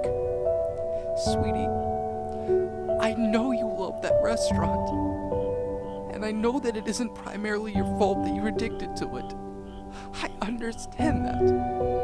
But please, for me, for your children, do the right thing and stop eating there. You're already unhealthy enough as it is. I just don't want you to keep going down this path. Please, Richard. I don't want to lose you. What'll happen? What'll happen if you get a heart attack? happen if you get sick? What happens if you die? What will we do then? Nicole then couldn't control herself anymore. She walked over to Richard and held him tightly. She started sobbing hysterically as Richard realized the severity of the situation that he was in. He started to rub her back gently, cooing her at her to help her calm down. Shh. I get it, honey. I do. And I'm sorry. I'm sorry for being so selfish. I'm gonna make sure of it that this doesn't happen for a long ever again, sweetie. If eating there is going to hurt our relationship and my health, from now on, I will never eat there ever again, Richard said. You promise? Nicole asked him. I promise. And to make sure of it, I'm going down there and telling Dimitri that I will no longer be eating there ever again, Richard said, as he opened up the door and made his way over towards his car. I shouldn't be long, sweetie. If I'm not back by 10, come look for me, okay? Richard said as he opened up the car door and made his way inside of it. With that, Richard then drove back to the restaurant in the mall without a single word being said. Upon arrival to the restaurant, he made his way to the place, only to be greeted by Dimitri himself. Oh, hey there, Richard. What's up? Dimitri said. Coming in looking for another late-night snack? Actually, Dimitri, not this time. In fact, there's something I need to say, Richard said as he attempted to sit down in one of his chairs. Okay, I'm all ears, Dimitri said. Richard let out a sigh before finally saying what it was that he wanted to say. I can't come and eat here anymore, Richard said flatly. Dimitri's face was surprised by that remark. Why is that? Dimitri asked. I'm hurting myself eating here every day. I mean, the food's extremely gross, it's addictive, and if I don't stop eating all this stuff, then I'm gonna soon one day need a plus-size coffin. Richard, my man, you don't need to worry about that. I told you you're perfect just the way you are. Why is it that your wife is guilt-tripping you for eating here all the time? You're a grown man, Richard. You can make decisions for yourself. You don't need anybody sitting there and telling you what you can and can't do, Dimitri said, rather aggressively. You're right. I can make my own decisions. And I don't need somebody telling me what I need to do, Richard began before getting up. And that's why my decision is to never eat here ever again. Richard then soon began to make his way over towards the exit before immediately being stopped with Dimitri yelling at him saying, Wait, before you go, do you think you could do just one little thing for me, please? Richard stopped and then turned to face him. And what would that be? Richard asked with slight suspicion. I'm planning on updating my menu with a few dessert options, and I was wondering, since you're my first actual customer, if you could at least just try one of them and tell me if it's good, Dimitri said, walking over towards the counter and bending down a bit to grab something. I don't know if I should, Dimitri. I made a promise to my wife, Richard answered. Don't worry, it's not anything too crazy. It's just some pudding, Dimitri said before pulling out a small little glass goblet filled with chocolate pudding and peppermint topping. It's a house-made pudding with crushed up peppermints on top. Something simple, but I'm sure that people will love it. Dimitri then handed over the glass and a small spoon to Richard, who hesitantly took it into his hand. He glanced down at it for a few moments before scooping out a small portion and taking a bite out of it. Richard smiled at the taste and then handed the pudding back to Dimitri. That was actually Richard said before falling to the floor, completely unconscious. Dimitri simply looked down at Richard as he fell down, unconscious, with a look on his face. He sighed and began to drag Richard into the kitchen. I really didn't want this to be the case, Richard, old buddy. But I got stock I need to replenish, and if you're not going to be eating that stuff, then I guess you're the perfect size for it. Dimitri then lugged the large rabbit into the kitchen area before the scene cut to show Nicole waking up, gasping for air. Her face looked rather panicked and she turned towards the other side of the bed, looking at the clock. It read midnight. She then turned around, seeing Richard completely absent from the bed. Where in the world is he? Nicole said. Just as she said that, a pulse effect popped up on the screen, and Nicole immediately jumped out of bed and began to grab her car keys and run down the stairs in hysterics. Upon doing so, she was immediately stopped by Gumball, who had apparently gone downstairs to get a drink of water. "Hey, Mom, where are you going?" Gumball asked. "Well, Gumball, sweetie, I think Daddy's in a bit of trouble," Nicole answered. "Wait, you mean he's in trouble or he's in trouble?" Gumball asked, taking a sip of water. "Either he's in trouble, or so help me, he's going to be," Nicole said, walking out of the door. The scene then cut to show Nicole not taking the car, but instead of speed running down the street, with fire basically being the only thing left there as she ran. Nicole then her face then popped up on the screen with a glare on her face. The scene then transitioned over to show a darkened room, with Richard chained up to the wall, and a vacuum-like tube stuck inside of his belly. Then, without warning, Dimitri made his way over towards Richard's still unconscious body and then groaned. "Stinks that you had to make that decision, Richard. When you stop eating here at Fat Rabbits, you become the next special for my restaurant. It's nothing personal, Richard. It's just business," Dimitri said before flipping a switch on the device that immediately began to suck out the excessive fat from Richard's stomach. Large chunks of coagulated fat began to flow slowly down the tube before spilling out into a hot fryer, reducing the solid fats into liquids relatively quickly. Honestly, that same sound made me want to vomit my guts out. Richard still remained completely unresponsive, and his face grew pale as the fat itself soon turned into chunks of cartoony organs as well that continued to flow out as well with the fat. The thing was practically sucking the life out of him. The sudden sound of a door being smashed open violently played out rather quickly, and Dimitri immediately turned around, only to see Nicole standing at the doorway, shocked and horrified at what she was looking at. "What are you doing to my husband?" Nicole whispered. "What does it look like I'm doing? If he ain't gonna eat here anymore 'cause of the likes of you, then he's gonna be dinner for my next customer. And judging by you being here, I think you're gonna make a nice little treat," Dimitri said before immediately pulling out a couple of tongs and then making his way over towards her. It's then at this point that Nicole goes completely and utterly apeshit on this guy. No talking, no trying to convince anybody, nothing. She simply proceeded to pounce on the guy and then proceeded to land wail after wail at him in a rapid succession. Then once she was done with that, she carefully took the tube out of Richard and then plunged it down into Dimitri's throat, causing him to choke as he attempted to pull it out, or a large stream of red started to fill up the tool and fill up the grease trap. Nicole then immediately splashed the place with various cooking oils that were there, grabbed Richard and placed him over her shoulders, and then lit a match. Dimitri then took one last look as the light faded out of him. Nicole then simply glared at him and said, "Order up."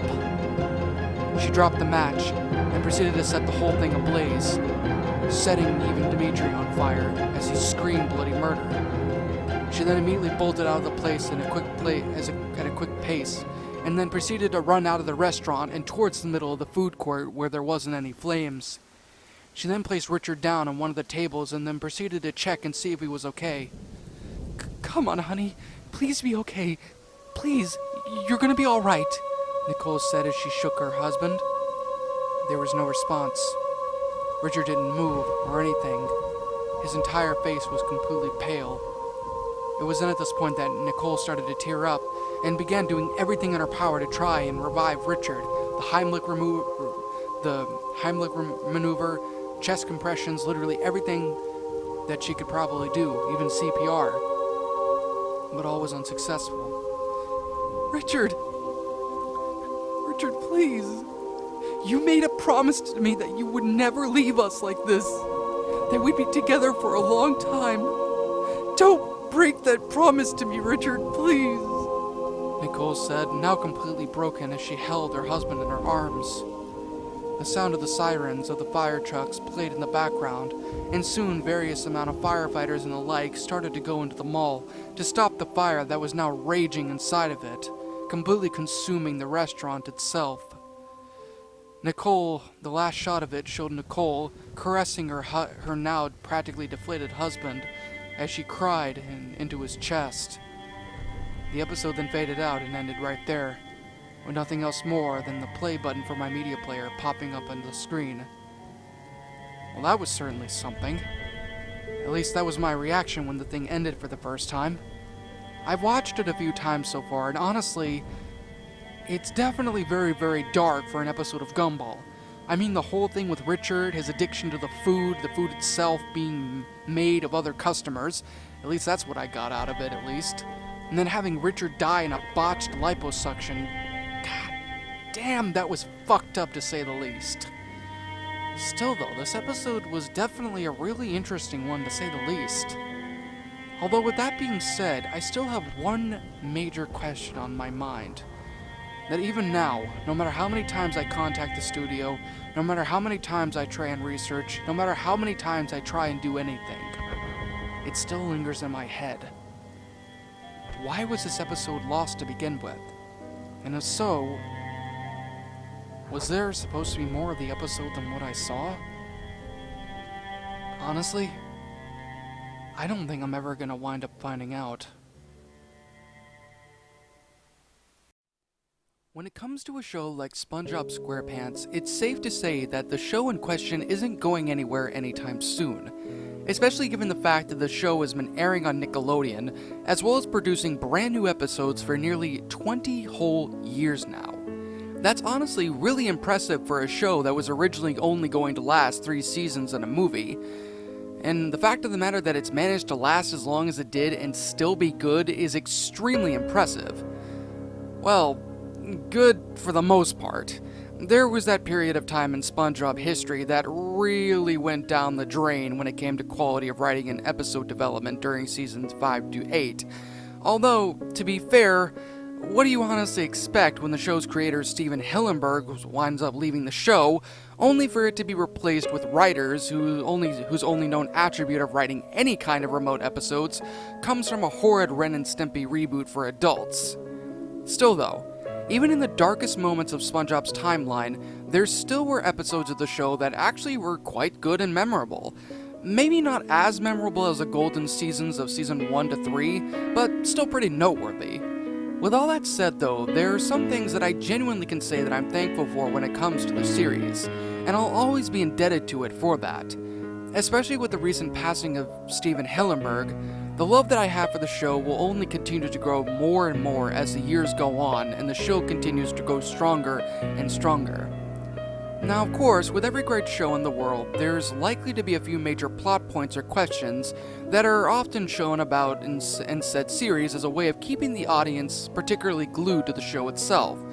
Now, these questions usually take a whole lot of time to actually answer, and even more often than not, these questions never get answered at all.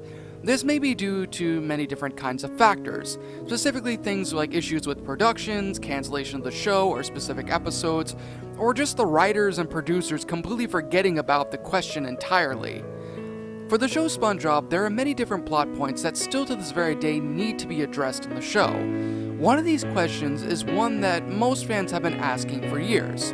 When will Plankton finally get the Krabby Patty secret formula? Of course, most of the producers of the show, if you ask them that question, will be quick to point out the first SpongeBob movie as your main answer.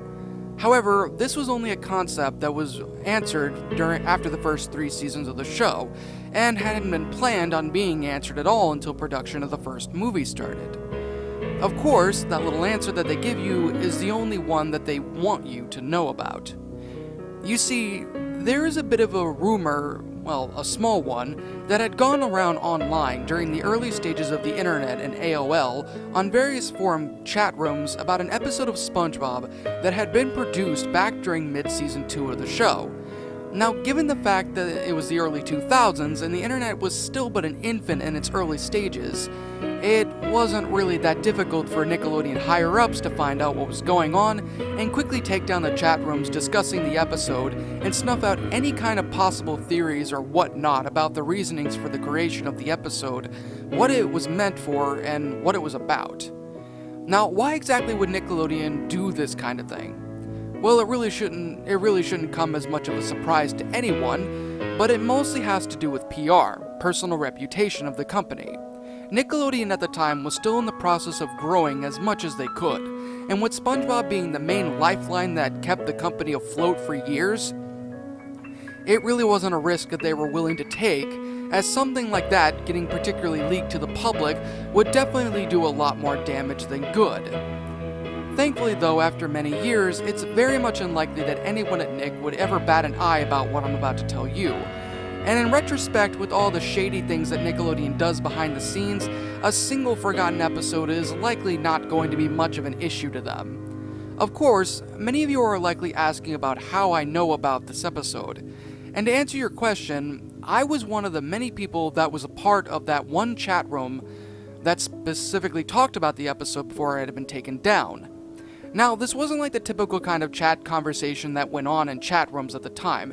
This is kind of like the earliest method of Yahoo Answers. At least that's kind of what I wound up getting out of it after years and years of, well, trying to figure it out. Basically, this was just one person making a giant wall of text about the episode in question, and then asking everybody what they all thought about it. Now, originally, I had thought that this was something that was made up by a troll on the internet to mess around with people. That is, however, until I found out about what Nick did to try and silence what was being said. Thankfully, I actually had personally archived the chat room and printed the whole thing out on a couple of slices of paper before putting it into an old folder and practically forgetting about it until a good few weeks ago after cleaning out my old computer junk that was pretty much stuck into my closet to nearly be forgotten. Take what you want from this post. I'm not here to really make anybody believe me, and it's possible that someone may have possibly just been messing with me and countless other people as well for a simple prank, but even then, try and have a bit of an open mind about the whole thing. Also, for the sake of length and, well, grammar-wise, I'm only going to give a particular summary about what the user posted on the chat room years back, so it's a little bit easier for everyone to kind of understand.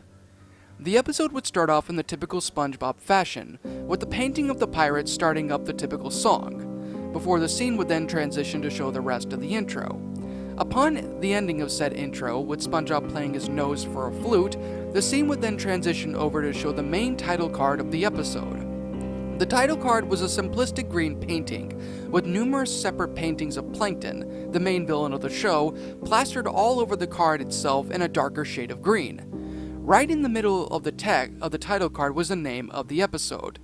It was entitled Plankton's Win, written in the same bubbly font. The scene then transitioned over to show the names of the creators of the show, the writer, etc., before quickly transitioning over to show a shot of the chum bucket, with the simple music playing in the background. The camera then immediately wound up cutting to show Plankton in the dining area of the chum bucket, sitting down at one of the tables, sulking as he usually did. It's then that Plankton starts to mope around a bit, trying to figure out why exactly his restaurant was completely failing, despite his constant attempts to steal the Krabby Patty's secret formula. It's then that he immediately gets up from where he's sitting at, and then walks over towards a window where he continues to sulk after the camera cuts to show a long line of customers lined up at the Krusty Krab. He does this for a good few minutes before going over towards his lab, where his computer wife Karen proceeds to ask him what was wrong. Plankton then goes on the usual tirade, as he had done earlier, to which Karen begins to suggest a plan. The plan in question is to simply manipulate SpongeBob's feeble mind and then attempt to try and slowly lure him into going to work for Plankton.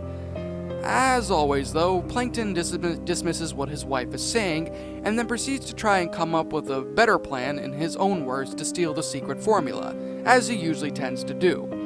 It's then that the scene would then transition over to show the interior of the Krusty Krab.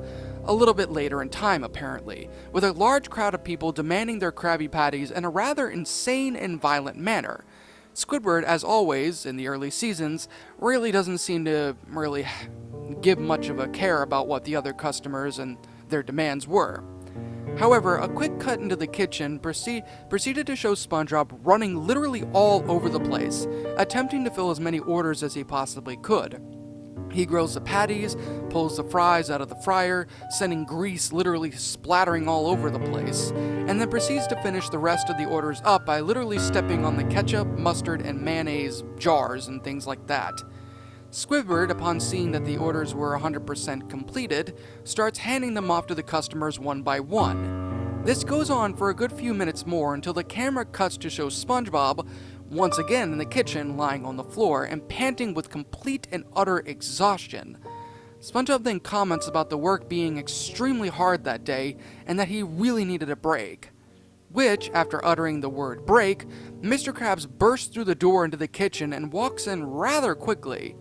It's then that Mr. Krabs, in a rather cruel manner, starts to berate SpongeBob about wanting a break, and then, as some form of punishment, proceeds to tell him that he has to work the whole night shift with no breaks whatsoever. SpongeBob, rather upset about what Mr. Krabs had said, accepts what he was given, and Mr. Krabs proceeds to walk back into his office without another word being said. It's then, right after that, that Squidward pops his head out of the kitchen window and then proceeds to start mocking SpongeBob for getting in trouble. SpongeBob simply sighs and continues on working throughout the day. This continues on until it's closing time for the Krusty Krab. However, like Mr. Krabs said, SpongeBob had to work the full night shift, taking any possible orders and cooking them as well. SpongeBob proceeded to start objecting, mentioning about his pet snail Gary and about how he had to feed him, and that he also needs to do a bunch of other stuff at home, but it falls on deaf ears. Mr. Krabs and Squidward both leave the Krusty Krab, leaving SpongeBob alone in the dining area. SpongeBob at this point seems rather upset by everything, and then proceeds to go and start mopping up the floors. However, just as he starts up mopping, Plankton's disembodied voice calls out to SpongeBob. SpongeBob, rightfully so, jumps in fright after hearing this, and immediately grabs onto one of the major support beams on the ceiling. It's then that Plankton's voice calls out once again, and this time SpongeBob not only recognizes it, but calms himself down before lowering himself down off of the beam itself in a careful manner.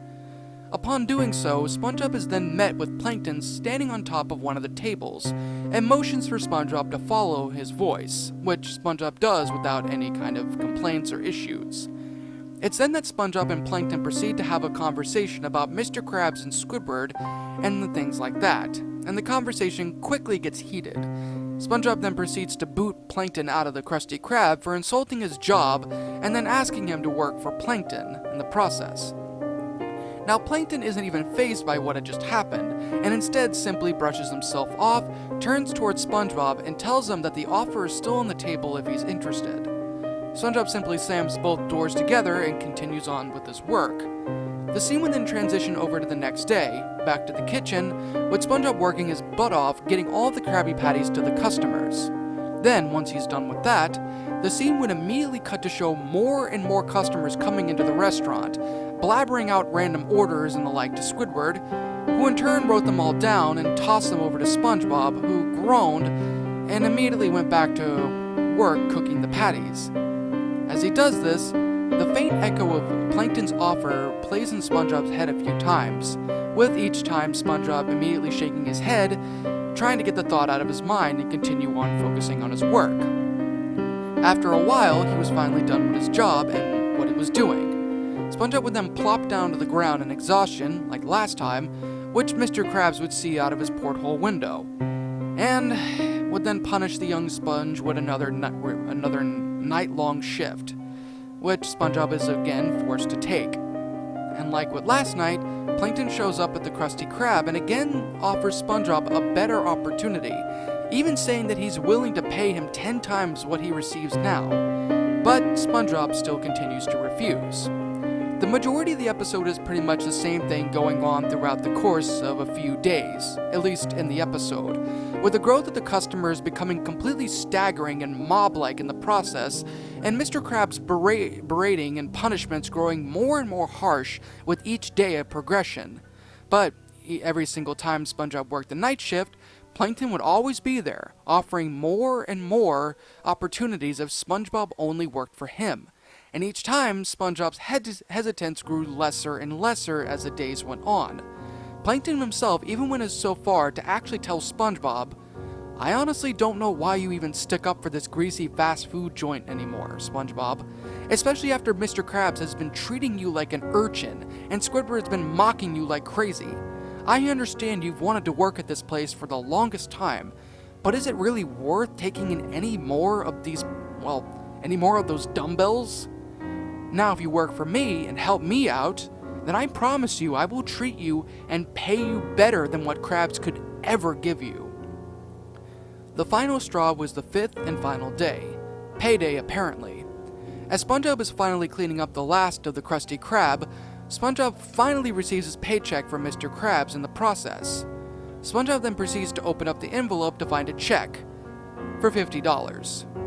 This, in turn, freaks SpongeBob out a good bit, and he proceeds to spin around to Mr. Krabs and ask him in a panicked manner why his paycheck was so very low.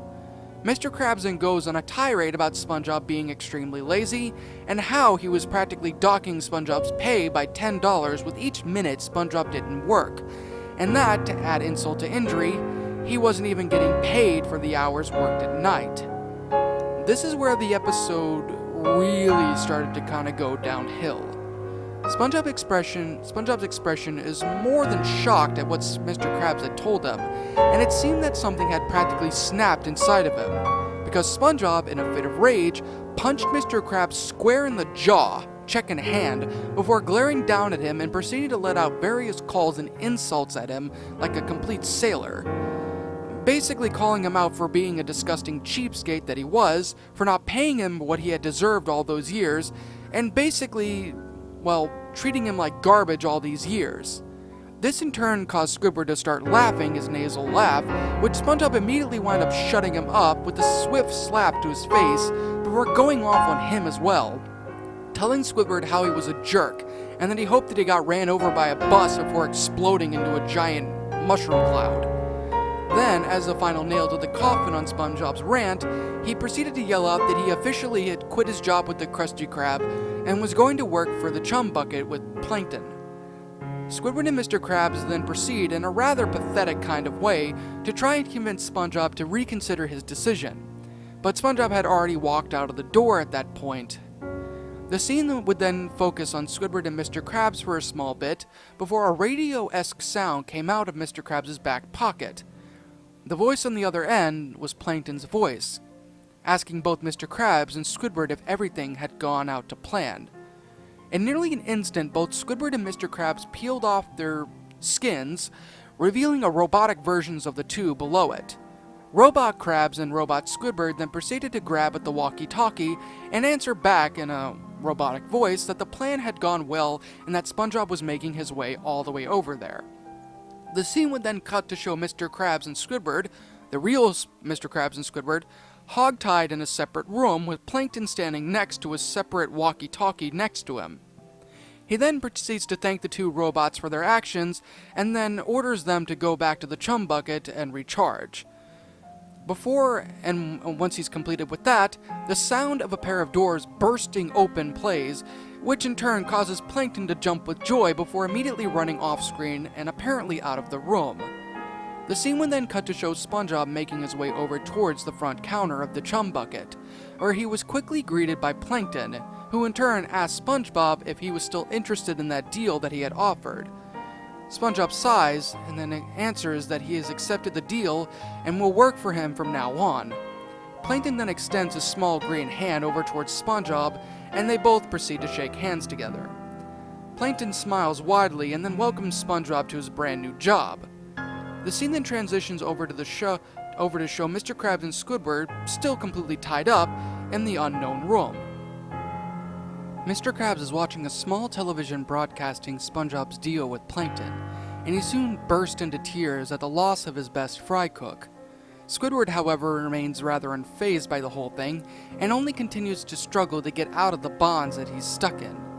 However, during Mr. Krabs' crying, some of the tears got onto Squidward's restraints and loosened them up, allowing the cephalopod to get his tentacles completely free from the bonds. This in turn caused Squidward to tell Mr. Krabs to keep on crying, which he does in an extremely comedic manner after Squidward proceeds to start telling him about various depressing things, like losing the Krusty Krab and whatnot, which in turn ultimately gets the two of them free. And as that happens, Mr. Krabs then proceeds to try and find a way, with Squidward's help, to get to SpongeBob and tell him about what actually had happened. This is led by both Mr. Krabs and Squidward attempting to try and find a way out of the room through various ways. As they do this, the scene then reverts back to show Plankton making his way with SpongeBob into the main kitchen area of the restaurant, giving him a tour of the place. It's then, after the tour, that Plankton starts to ask SpongeBob, in a rather discreet manner, about the Krabby Patty's secret formula. However, SpongeBob sees right through this and even tells Plankton that it's way too soon to discuss that now, but that he'd be willing to discuss it after a few days. Plankton reluctantly agrees to this, and then offers SpongeBob the rest of the day off, with pay that is. However, just as SpongeBob is about to say something, both Mr. Krabs and Squidward burst out through a random door in the kitchen, startling SpongeBob and freaking Plankton out in the process. SpongeBob immediately looks at his two former workers and boss with confusion as to how in the world they got there in the first place, which SpongeBob proceeded to ask in that same kind of manner, even making a mentioning of, the fact that they were just at the Krusty Krab. Mr. Krabs and Squidward then immediately tell the whole story about what had apparently happened, with a nice little flashback to complement the scene. In a nutshell, what had happened to the two of them was that during their shift, before Mr. Krabs had yelled at SpongeBob the first time around, Plankton had gone up behind them and knocked the both of them out during work a few days back without anybody noticing. And in their place, Plankton had put up two separate robots that looked and acted just like them, only much more cruel and heartless.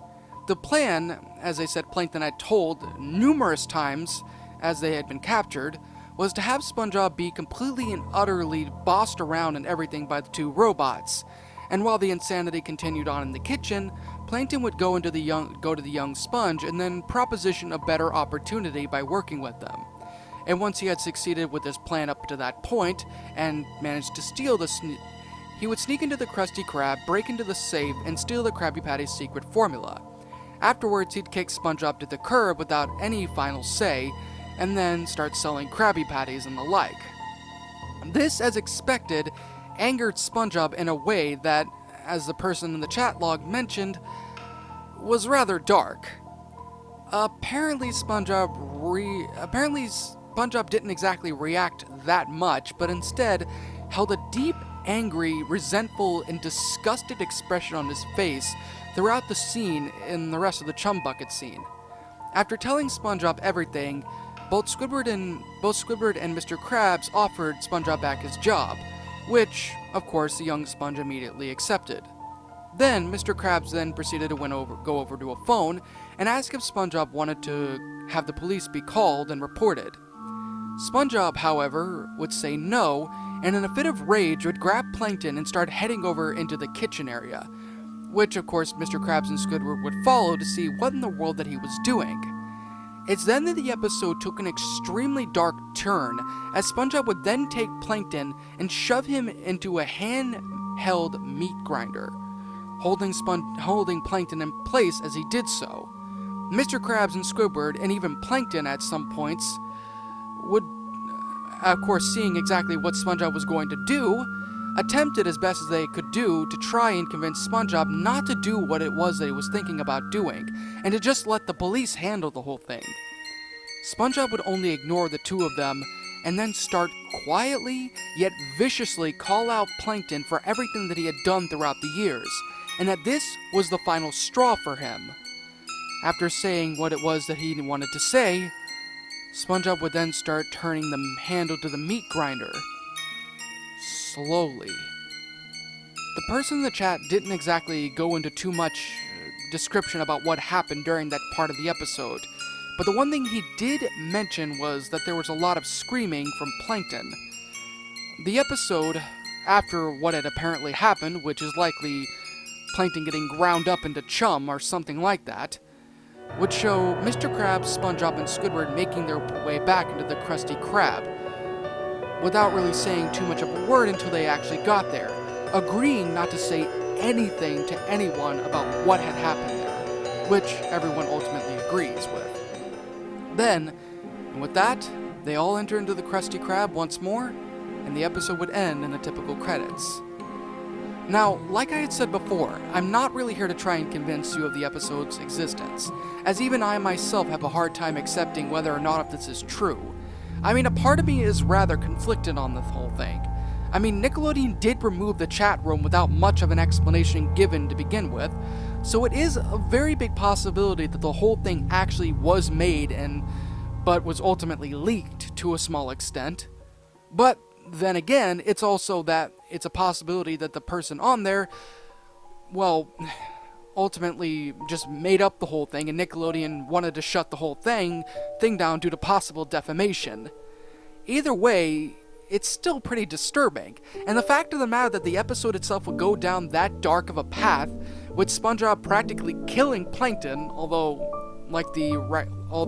not exactly explicitly mentioned, due to the fact that the person not making a mention of whether or not if he did or not, it's still extremely messed up, to be completely and utterly honest, that SpongeBob would do that kind of thing. But then again, who wouldn't go down that kind of route when they've had to sit there and deal with a bunch of insanity going on with two people who he thought he could trust, and then having to be lied and manipulated to by Plankton? I mean, it was only a matter of time before he would snap. But even with all of that though, there's not really much else I can do, except share this with everyone and see how you all think about the thing. I mean, do you all think that Nickelodeon would actually create something this dark? I mean, especially given the fact that Nickelodeon's gone down some really messed up paths in the past. It's a very big possibility that something like this could have been made, but later on canceled because of the dark concept and nature of it. Or, I don't even really know. And of course, what exactly did you all think about this? Do you think this is real? Because I, even to this very day, have no honest-to-God clue. And I think it's going to remain that way for quite a long time. It's honestly quite a huge surprise in my eyes that a restaurant like the Chum Bucket can manage to be featured in so many seasons and episodes of SpongeBob and still remain open in the show. Now, yes, I know that this is only a work of fiction and that it isn't meant to be taken seriously in any form or really in any kind of way. But really though, the Chum Bucket, compared to the Krusty Krab, has little to nothing in offer in regards to food and the like. Well, I mean, there's chum that's offered on the menu, but anyone who's anyone doesn't need to be reminded what chum is actually made of. For those of you who don't somehow know what that stuff is, it's basically ground up fish guts in a bucket. Yeah, it's pretty disgusting to even imagine, and even grosser to look at without dry heaving. Which, in retrospect, this is actually a pretty messed up and dark concept when you think about it for a bit. I mean, this entire restaurant was created by Plankton, which sells ground up fish guts on a hamburger bun and tries to sell it to other fish. Honestly, if this isn't one of the most messed up and disgusting concepts in SpongeBob, then I don't know what is. Still though, it leaves a lot of questions as to why exactly Plankton hasn't been arrested, not to mention how in the heck his restaurant hasn't been shut down for the possible cannibalism or something like that. This is where I come in. Now, while this may not be considered a canon explanation due to reasons I'll explain later in the post, this episode that I wound up procuring was definitely an interesting one to say the least. However, it is likely that what I wound up getting might not have actually been a legitimate post, as I did get this link from an r/ask Reddit post regarding something SpongeBob related that I looked up a few months back. What it was for, I honestly don't even remember, but I'm glad that I did wind up going to it though, as it actually gave me a quick opportunity to download whatever file that the Redditor had answered whatever question with. Yeah, thinking about that, no, that was probably one of the most moronic things I could have done online. But thank goodness, though, that it didn't give me a virus from it. Otherwise, I'd really be in a lot of trouble.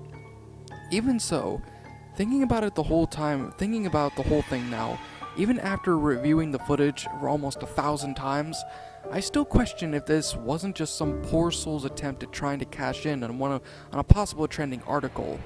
Or maybe they just wanted to try and start up some kind of drama online by posting a link on there to begin with. Either way, I can't say I completely agree with how they went about doing it. Although in retrospect, I guess I'm no better since I did download the file to begin with.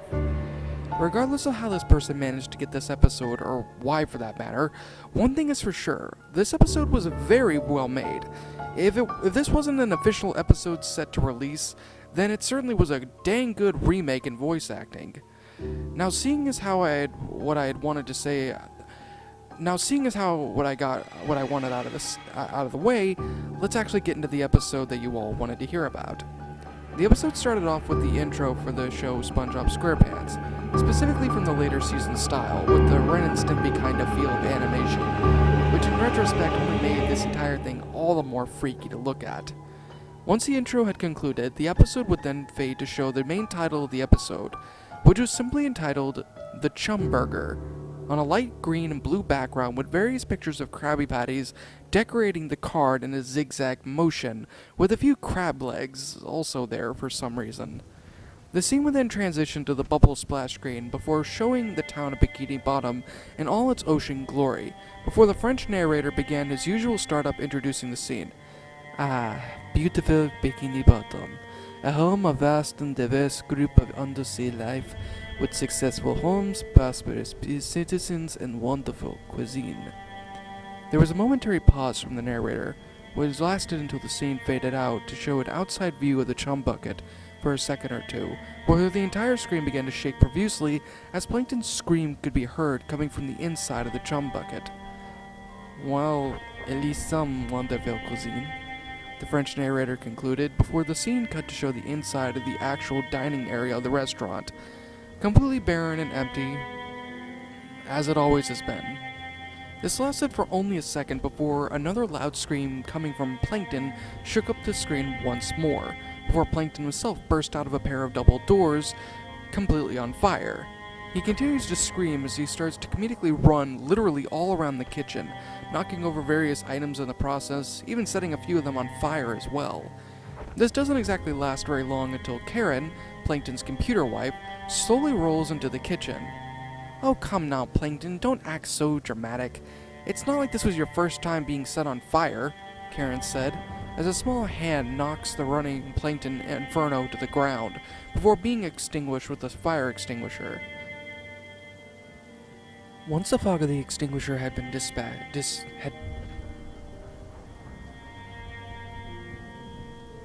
Once the fog of the extinguisher had begun to dissipate, the scene clears up and shows a now charred and crispy Plankton shaking a bit before plopping down to his side.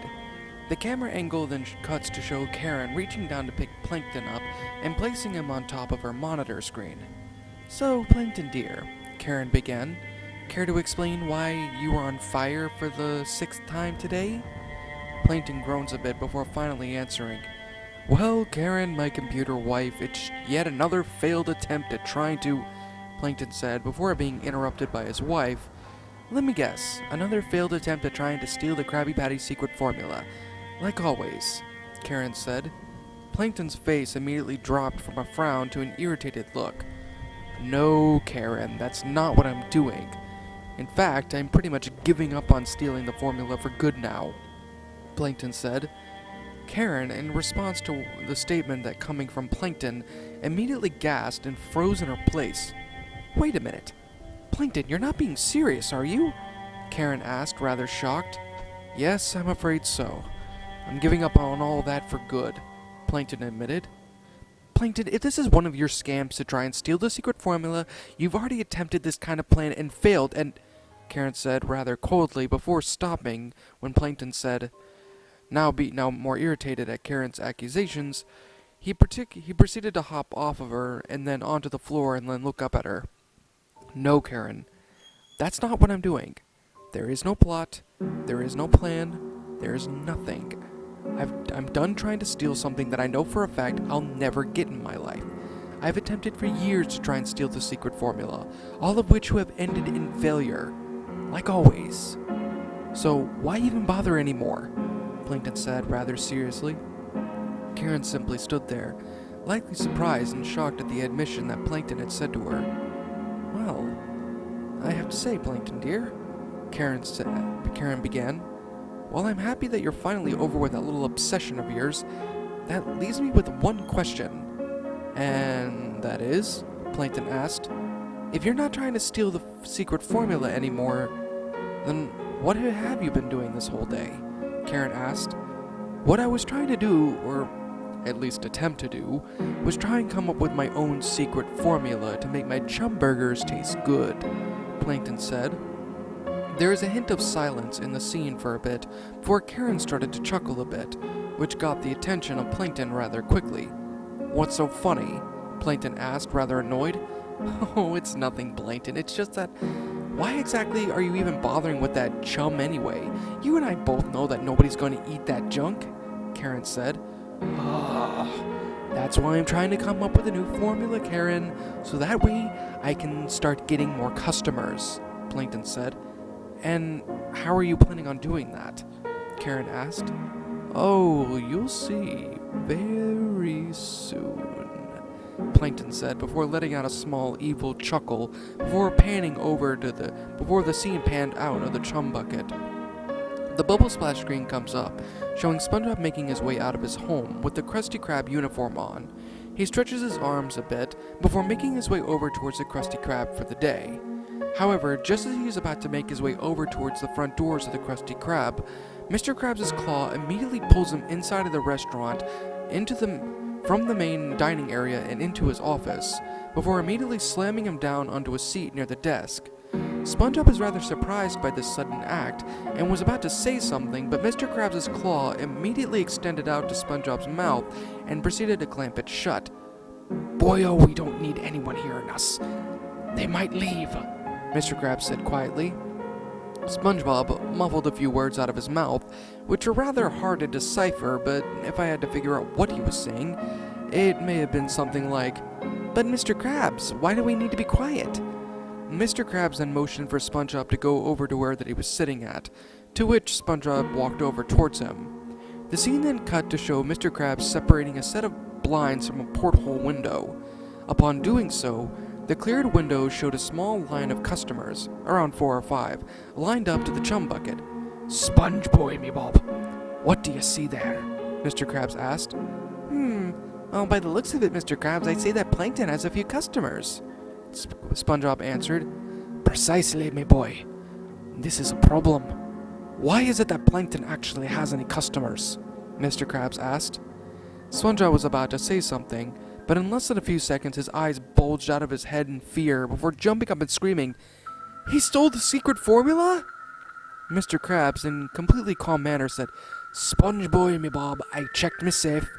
The formula is safe, Mr. Krabs said, which in turn calmed SpongeBob down. But still, Mr. Krabs began, if Plankton didn't steal me secret formula, then how is he getting customers? Both Mr. Krabs and SpongeBob proceeded to let out a before the scene panned over through the window and towards the chum bucket where the people were at. The camera then cut to show a series of patty-shaped chum burgers flipping into the air before landing onto a set of buns, fully dressed with lettuce, tomatoes, onions, and ketchup, before Plankton himself closed the sandwiches and threw them into a basket full of fries. The scene then cut to show a few of the customers looking rather pleased at the display that they were looking at, and soon they all pulled out their cash and handed it over to Karen's robotic hands, before being handed their baskets of food. Hope you all enjoy your new and improved chum burgers, Plankton said, wiping away the sweat from his microscopic brow. The scene then cut to show a few of the customers taking a look at the sandwich, some even sniffing it or bouncing it on their heads in the process before immediately taking a bite. Everyone's eyes widened before they all began to stuff their faces full of the sandwiches, tearing off bit after bit of it until it was no more. Upon seeing the food completely gone, the customers, almost like in a frenzy-like state, ran up towards the counter and demanded more patties. "We need more of your delicious chum patties now, Plankton," one of the fish, aka Fred, said while throwing money at him. Okay, how many would you guys like?" Plankton asked the hungry crowd of people.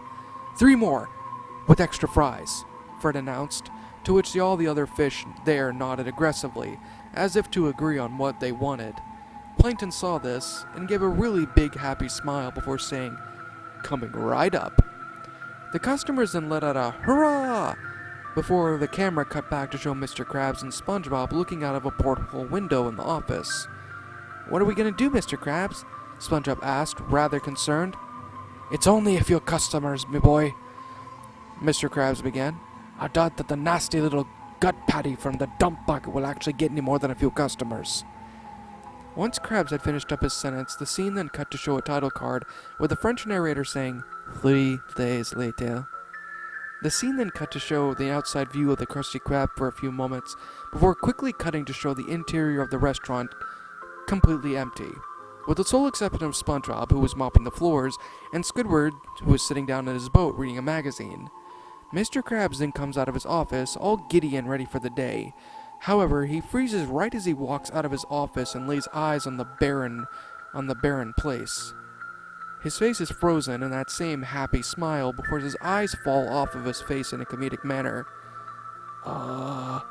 Mr. Squidward, Spongeboy me Bob, where are all me customers?" Mr. Krabs asked, his mouth still not moving as he said those words. "All the customers went over to the chum bucket for their lunch today," Squidward answered, not taking his eyes off of the magazine that it was in his tentacles. It's then that Mr. Krabs' smiling face finally starts to fall into one of anger. He then turns towards SpongeBob before putting his eyes back on his head, and then motions for him to follow him back into his office, which the young sponge does. Upon entering the office, Mr. Krabs sits down at his desk and starts to rummage around at the side of him, before pulling out a small wooden box. Mr. Krabs, what's with the box?" SpongeBob asked as he made his way over towards one of the chairs and sat down. Mr. Krabs didn't answer at first, but instead kept on rummaging around the wooden box before pulling out a small bottle with a sheet of paper on it. SpongeBob's eye eyed the bottle for a bit before looking over at Mr. Krabs, who simply sighed and opened the bottle up.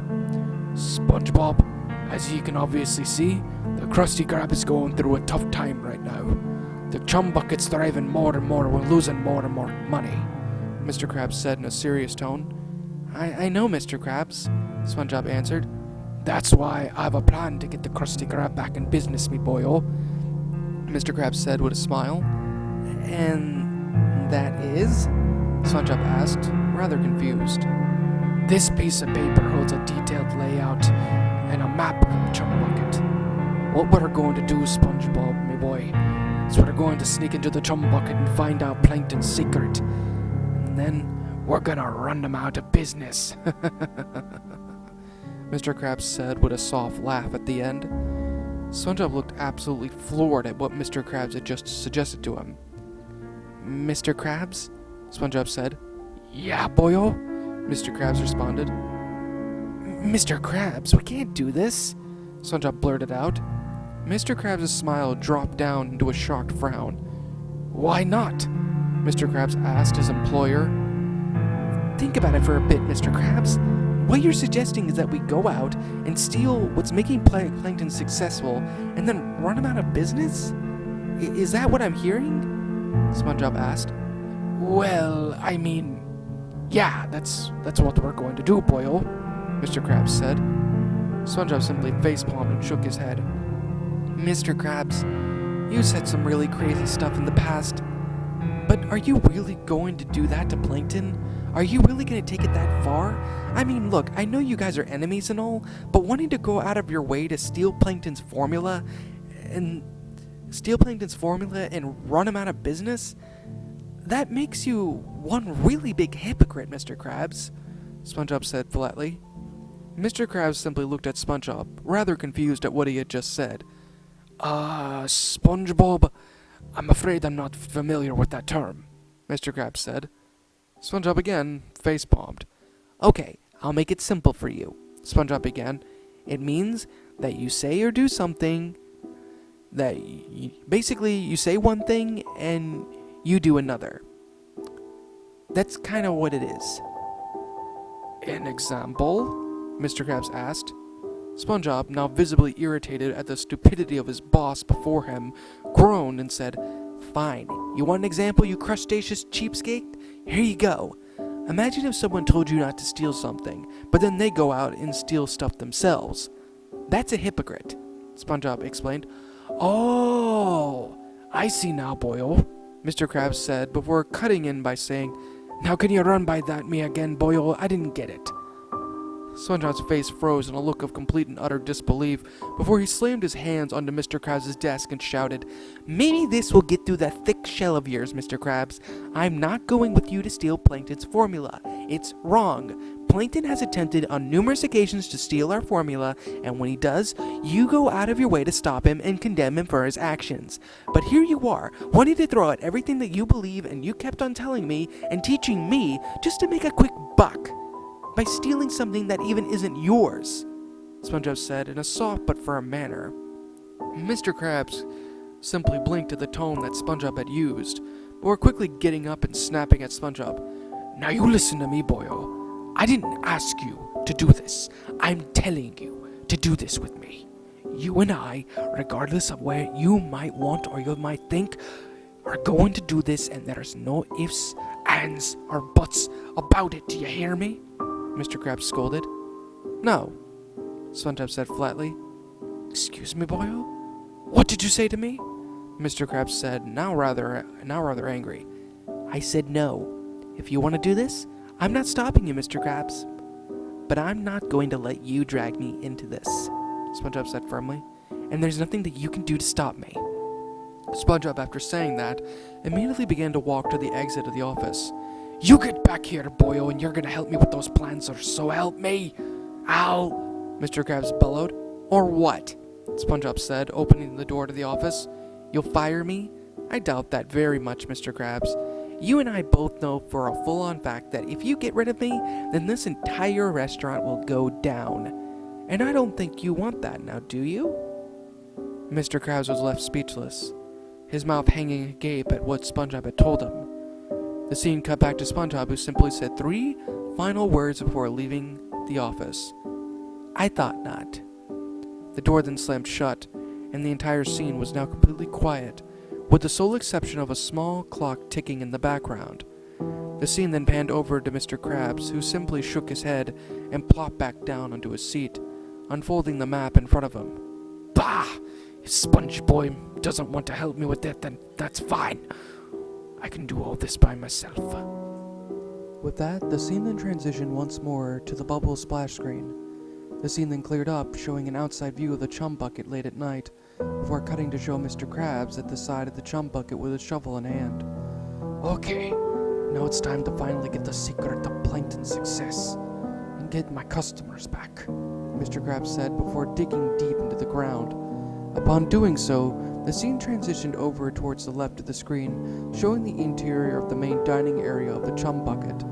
About a few seconds of silence, a few of the large tiles in the restaurant were lifted up by Mr. Krabs' claws and then proceeded to be tossed aside.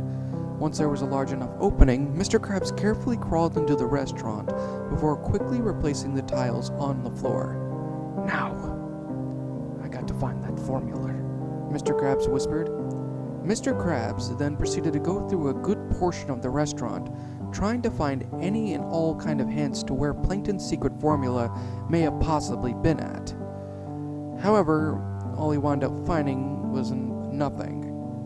That is, until his search, he wound up stumbling across a small door near where the prep station was at in the kitchen. Mr. Krabs' face grew into a wide, dumb grin as he reached his claw over towards where the doorknob was at. Jackpot! Mr. Krabs called out loudly before opening up the door, practically jumping into it in the process. As he entered into the room, he slowly closed the door shut, leaving him in complete darkness. When he managed to find a small light switch near the door, He flipped it on. When the room was illuminated, Mr. Krabs turned around, and when he opened it up, his face fell into one of complete and utter horror and fear. The scene cut to show what Mr. Krabs was looking at, and what was shown. And what was shown was definitely disturbing. The entire room was filled with shelves of various sizes and shapes, followed by a few barrels as well. Each shelf was filled with parts of crabs in it. In one shelf, there was a set of crab claws, some worn, some fresh. Another shelf contained chunks of crab meat. Another contained eyes. Yeah, you heard me right, eyes. And the last shelf contained various other parts that even I myself couldn't really properly decipher. Mr. Krabs simply backed away in horror at what he was seeing, but not before bumping into Karen's robot body. He quickly turned around, let out a yelp, and then backed away. What is this?" Mr. Krabs said as he stuttered. "I'd rather you not speak so loudly, sir.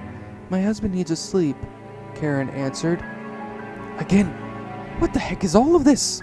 I demand an answer," Mr. Krabs said, this time a bit louder.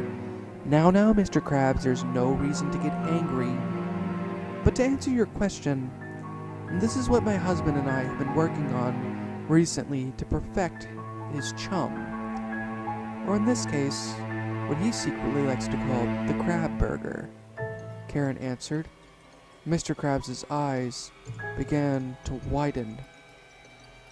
Mr. Krabs' eyes began to grow very, very wide as he fell over on one of the boxes and proceeded to get wedged into it to the point where he couldn't even move.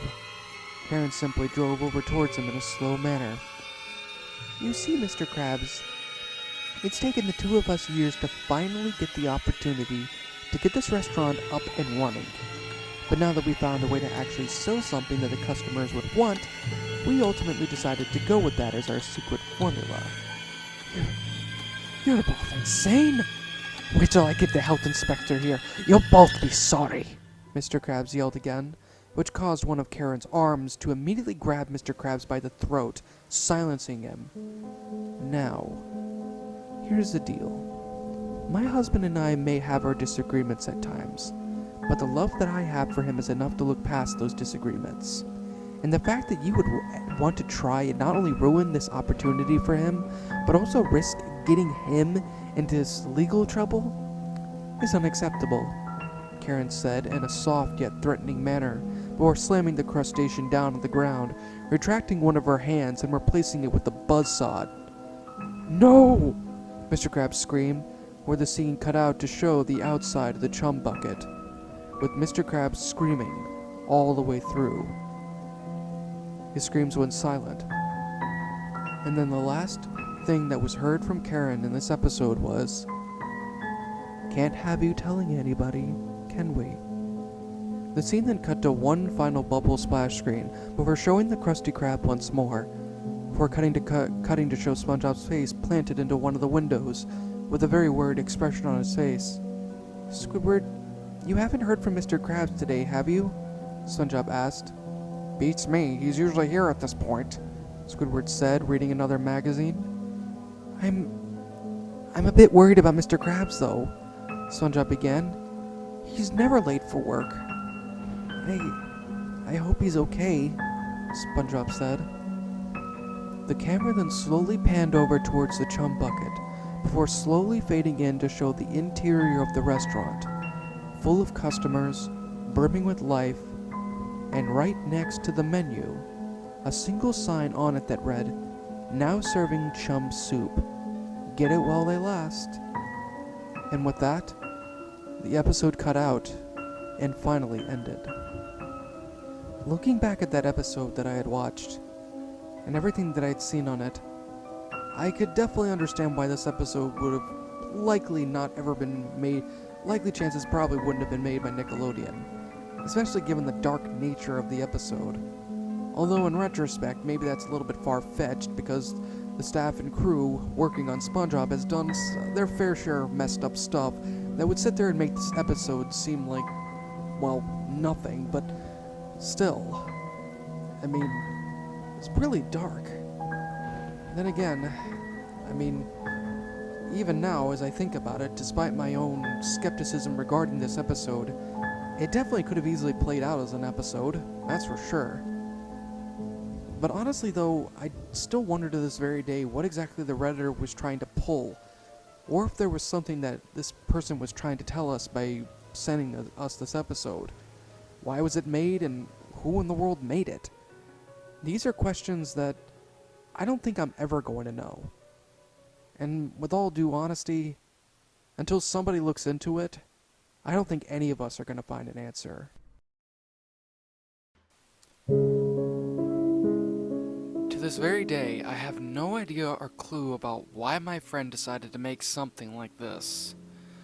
Honestly, the very nature of that freaking episode itself was enough to emblaze its images into my mind for a full year and a half. Although thinking about it now, I kinda did deserve it. Actually, no. I really deserved what I got from him.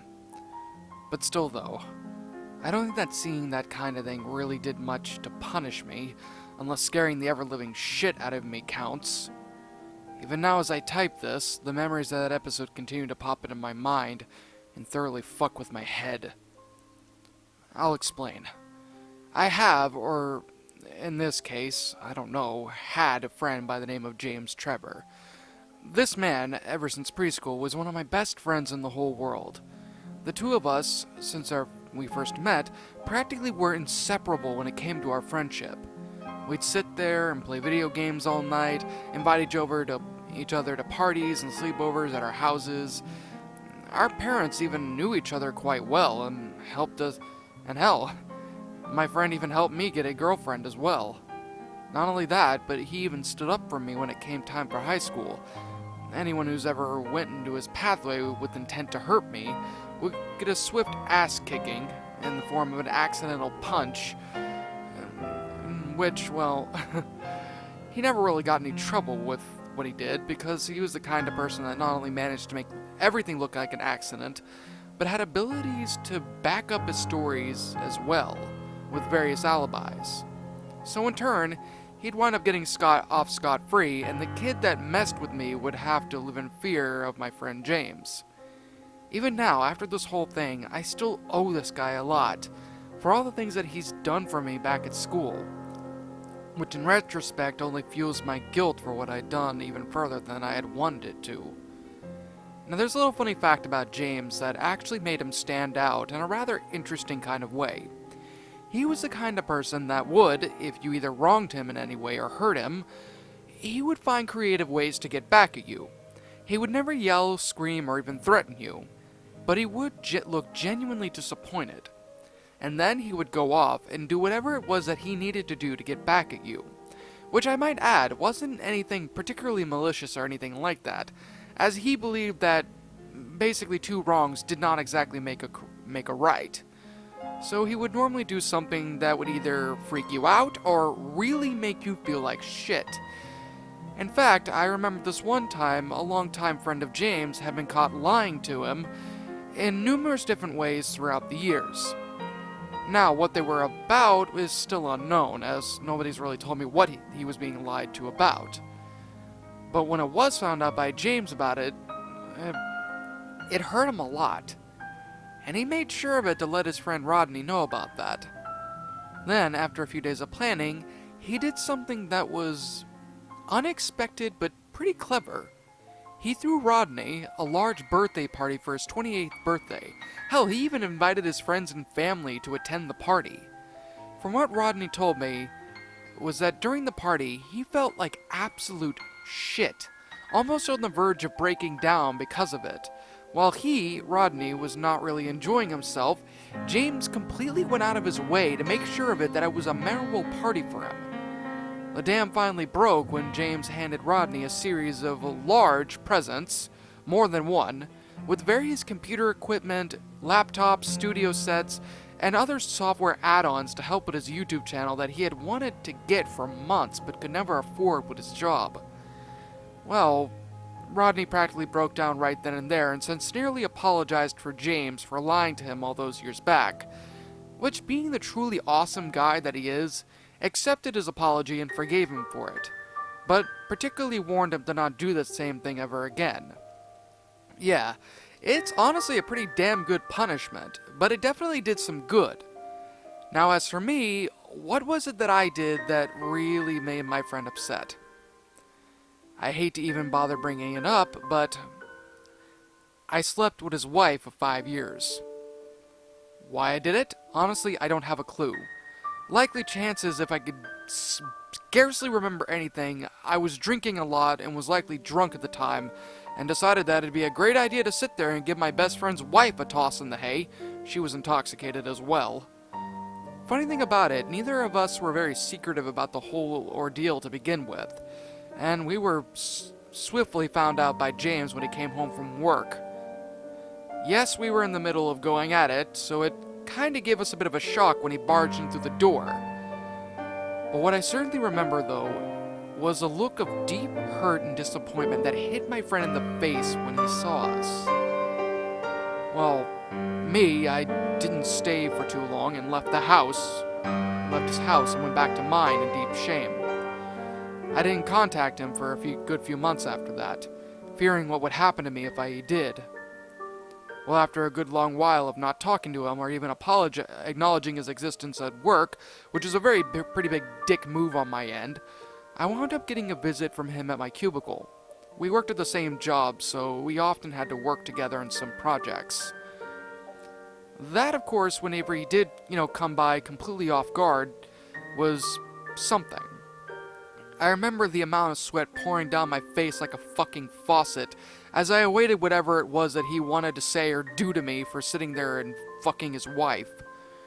However, he simply smiled at me, greeted me for the day, and then handed me a stack of files and a small package to me. Boss says you need to get these done by the end of the week. Oh, and don't open the folders until you get home. It's a strictly home project and it's not to be done at work. Just thought I'd let you know, buddy. Those were the first words that he had said to me throughout those few months of my vow of silence. I nodded and accepted them out of his hand, and then he handed me a coffee that he had gotten from Starbucks. Thought you might need a nice little kicker for the morning, he told me as he left my cubicle. Honestly, I was a little bit hesitant about drinking the damn thing, but my cravings for coffee and the need for caffeine to keep me up pretty much got the best of me, and I wound up drinking it up. Safe to say there was no hidden laxatives in the drink, simply cream and sugar and nothing else, which was great because that definitely meant that I didn't have to sit there and sit in the bathroom practically shitting out my guts for the rest of the day.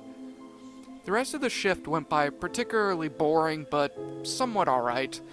And then, once it was time to clock out, I made my way back home to my dingy little studio apartment that, even with the place that I worked at, I could barely afford. Upon entering my apartment, I took the file that was handed to me by James and began filing through each page as I wound up heating up my leftover meatloaf that I had for dinner yesterday. However, when I searched through it, each and every single page on there was blank. Not a single word was on that set of documents. There wasn't even anything on the folder. Confused, I went to unwrap the package that was also handed to me by James, and what I was met with something that only furthered my feeling of confusion. It was a full box set of The Amazing World of Gumball, right there lying on my fucking table, with a single note that was handwritten by James himself that had plopped out with the DVD when I opened up the package. I took it out and opened it up. Dear Ryland, you're likely in a bit of shock over the fact that I'd sent you that blank folder and a DVD for a show that you like, as I expected you to be. Now, I think I need to address the elephant in the room here, and I say that yes. This is technically your little punishment that I've sent you. However, I won't fully reveal what exactly that punishment is just yet. Now understand me, Ryland, that you hurt me a lot when I saw you in that bed fucking my wife of all people. The fact that you would ever do something like that to me, despite everything I've done for you, is a huge slap in my face. Now, while I normally would completely cut ties with you and end our friendship right then and there for a stunt like that, I decided that it'd be best to be merciful. For one major reason. You and my wife are drunk. Like really, really drunk. And thus, you didn't really have too much control over your mind, and the booze basically had control over you. Also, the fact that I knew you would never ever do this kind of thing to me if you were sober. So of course, that little bit of understanding and information was definitely a comforting reminder that you would never do this with your own mind straight. So, here's what I'm gonna ask of you to do. That DVD I sent you, watch it. Watch all of it. It may take some time, but I ask only for you to watch it. And when you finally get done with it, come to me and I'll ask you a question about it. If you answer it rightly, which I'm quite sure it will be, then I'll completely forgive you for what you did, and our friendship will be restored to its full potential. No questions asked, nothing like that. It'll be like nothing had ever happened.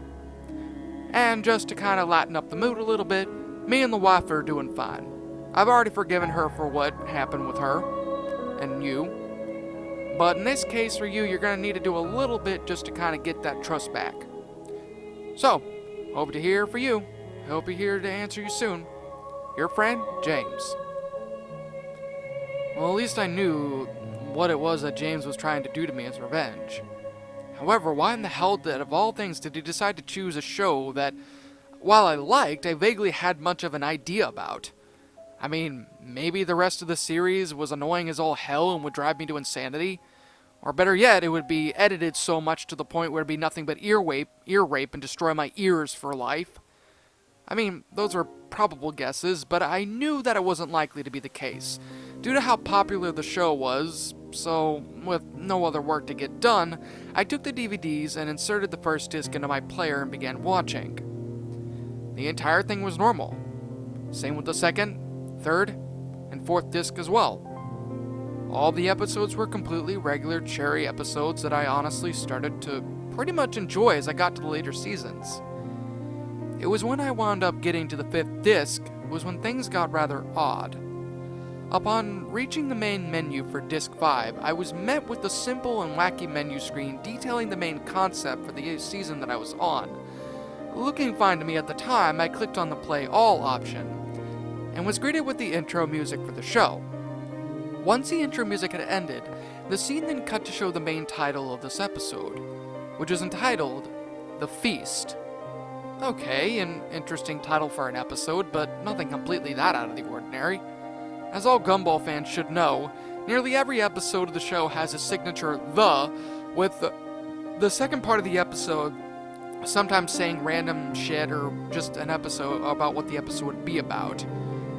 The episode then starts with a shot of the Wattersons' car making its way down a rather dirty street in a large city, with Gumball saying, as the car drove on, "Mom, when are we gonna get home? I'm starving to death here."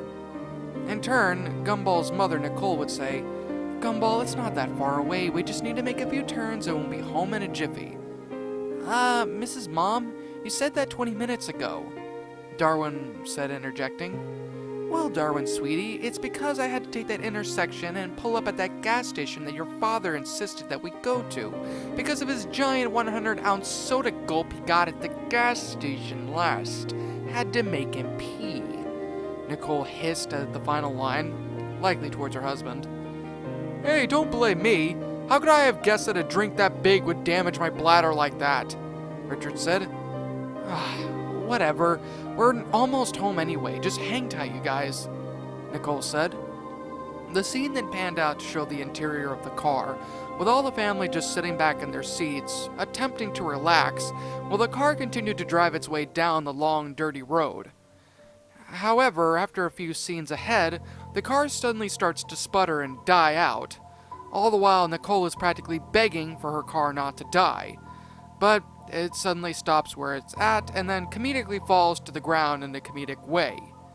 Once this happens, Nicole then takes in a deep breath, trying to contain herself, before smiling and stepping out of the car.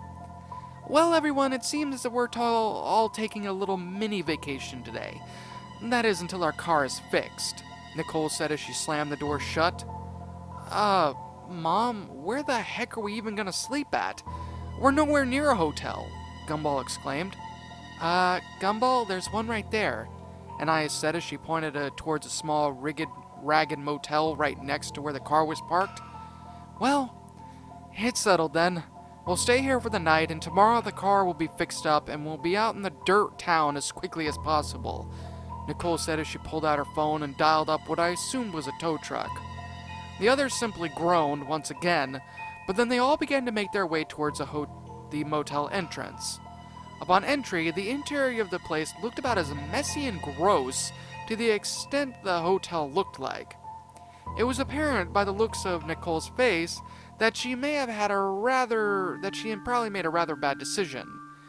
The others seemed to have agreed with her as well, but before they could exit the lobby, an old man with a large white beard popped up behind them and said, "Good evening, fellow guest.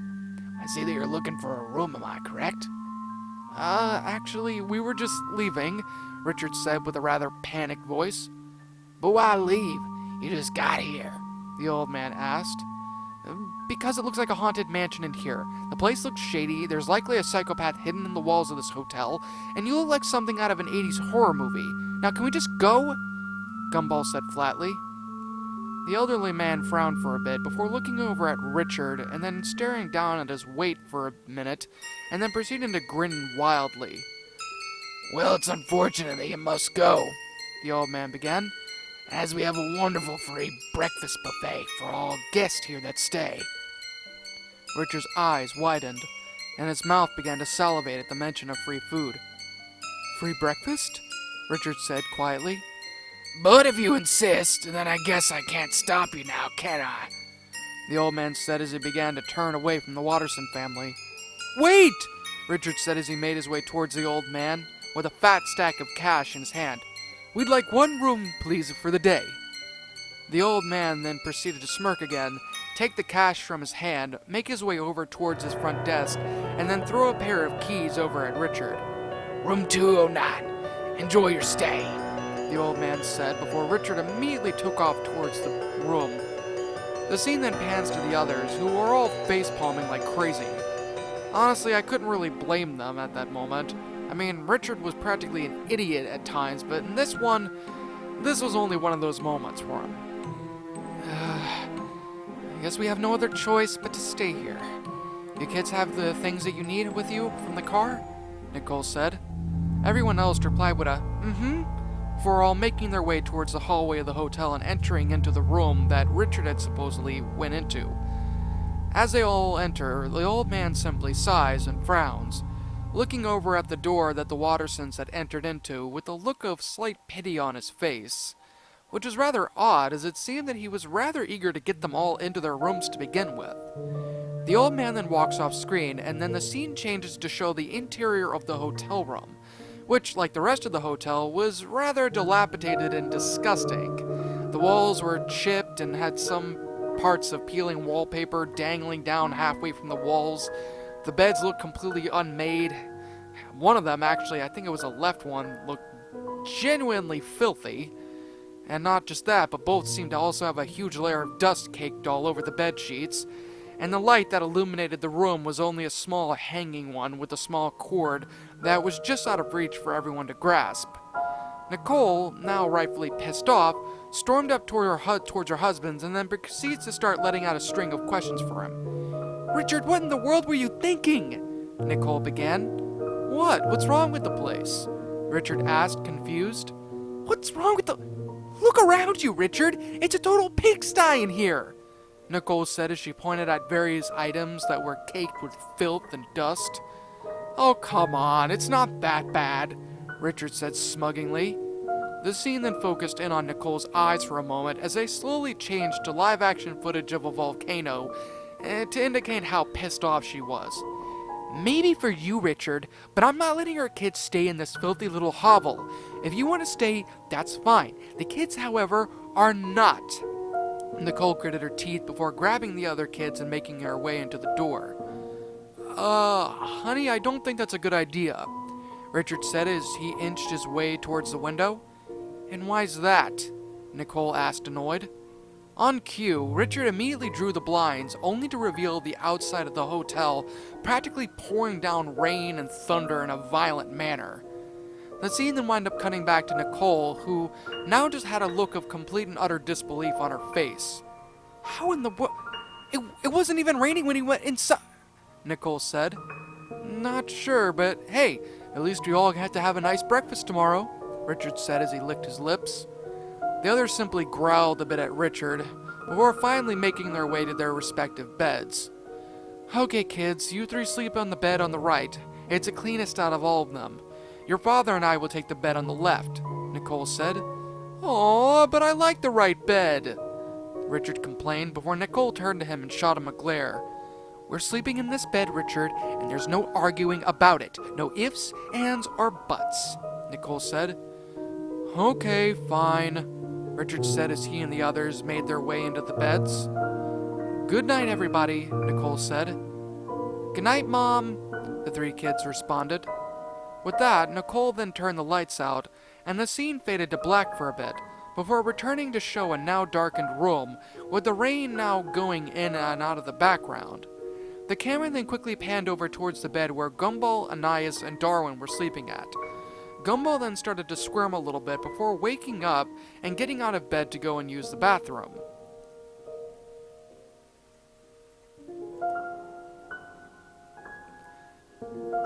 However, there's no bathroom to be found in the room, unsurprisingly. So instead, Gumball makes his way out of the hotel room, making sure to keep it open by using a small door stopper. Upon making sure that it wouldn't close on him and lock him out, he carefully made his way towards the lobby to look for a restroom. It's then that Gumball finds a small door and enters into it. It's extremely dark, and only Gumball's eyes could be seen through the darkness, before a light switch was pulled by Gumball, illuminating the scene. What winds up showing up caused Gumball to gasp and wet his pants. The interior of the room was filled to the brim with skeletons, all pure white and picked away from any kind of meat on them. The bones themselves were in a large pile, with skulls, femurs, fibulas, and the like all piled high on the floor.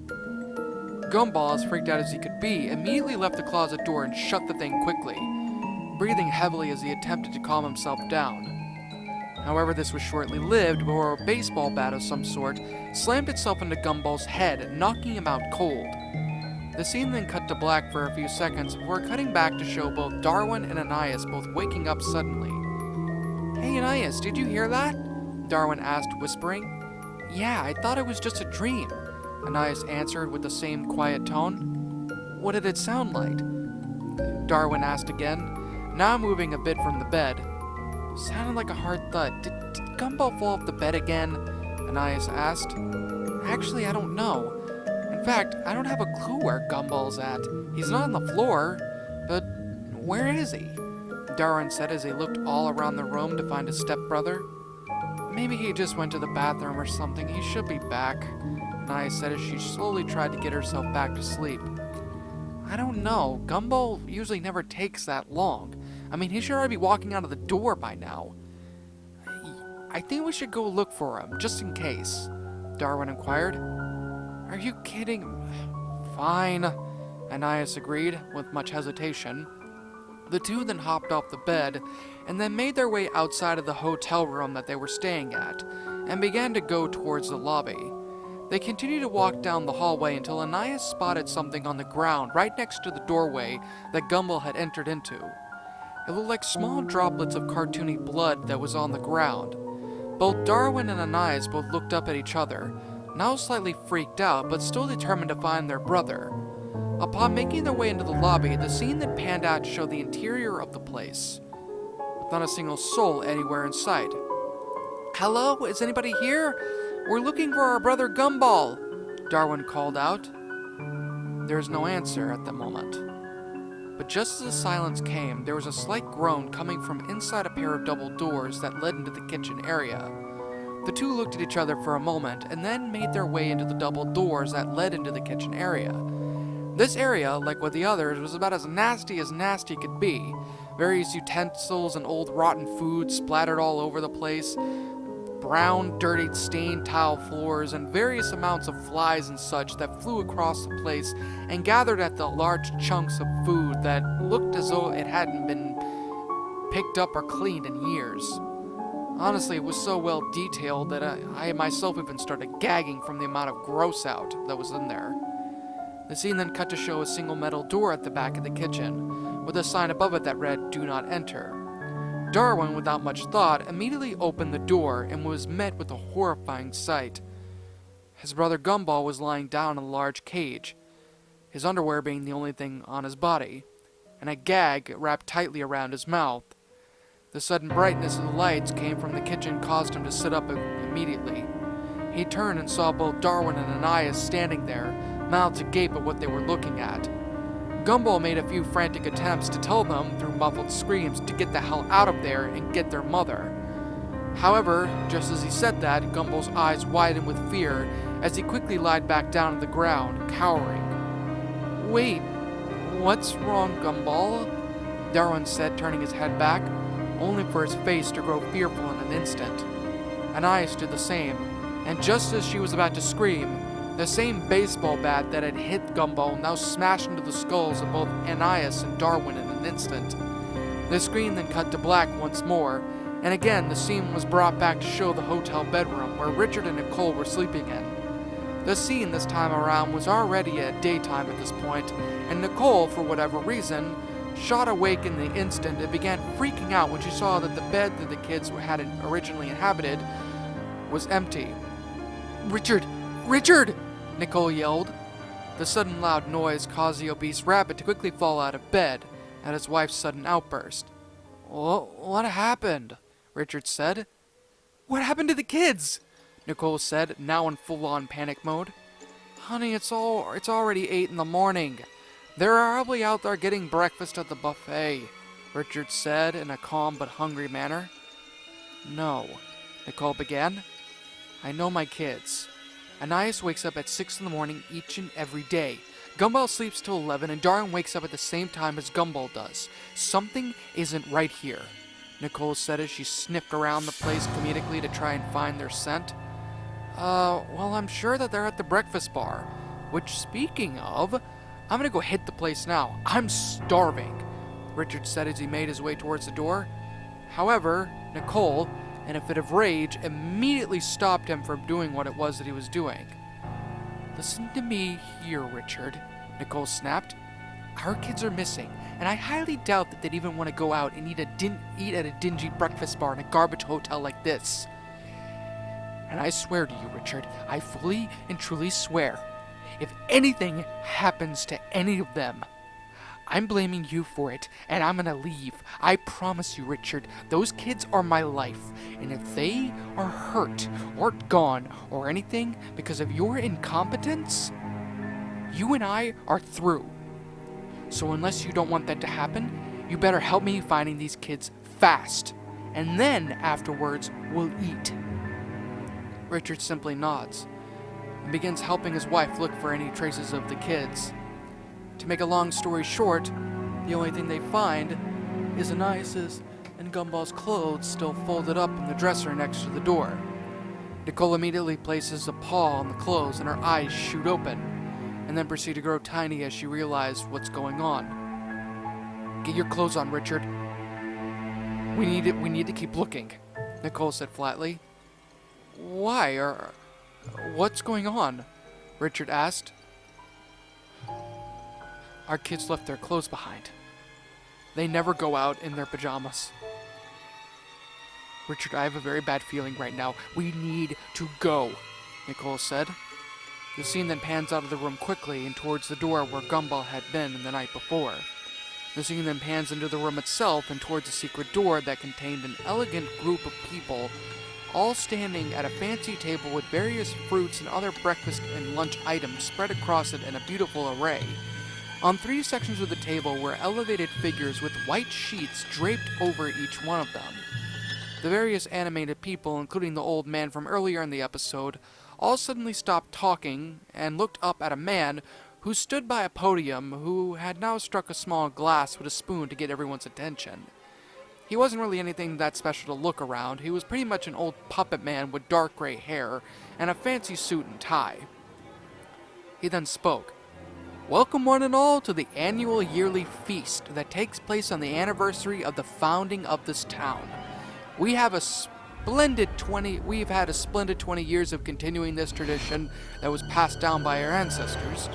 But today is a special feast, my friends. You see, not only do we have one piece of delectable meat for all of us to sample today, but we have 3 different kind of varieties, all of which are rather unique. The man who had tapped on the glass immediately lifted his hand up to reveal what was underneath each sheet. As each was lifted off, the man specified what quote-unquote meal they'd be dining upon. The first choice is a succulent feline, the man said. The sheet was then lifted off, and the screaming and shaking body of Gumball was shown, trying to shake away the restraints that held his hands and feet together. A gag was tightly placed over his mouth to keep him from screaming. Our second dish is fish, the man said, signaling the second sheet to be lifted off. The second sheet was then lifted off, revealing Darwin, who was still, knocked out, in the same condition as Gumball, with a large gag around his mouth as well.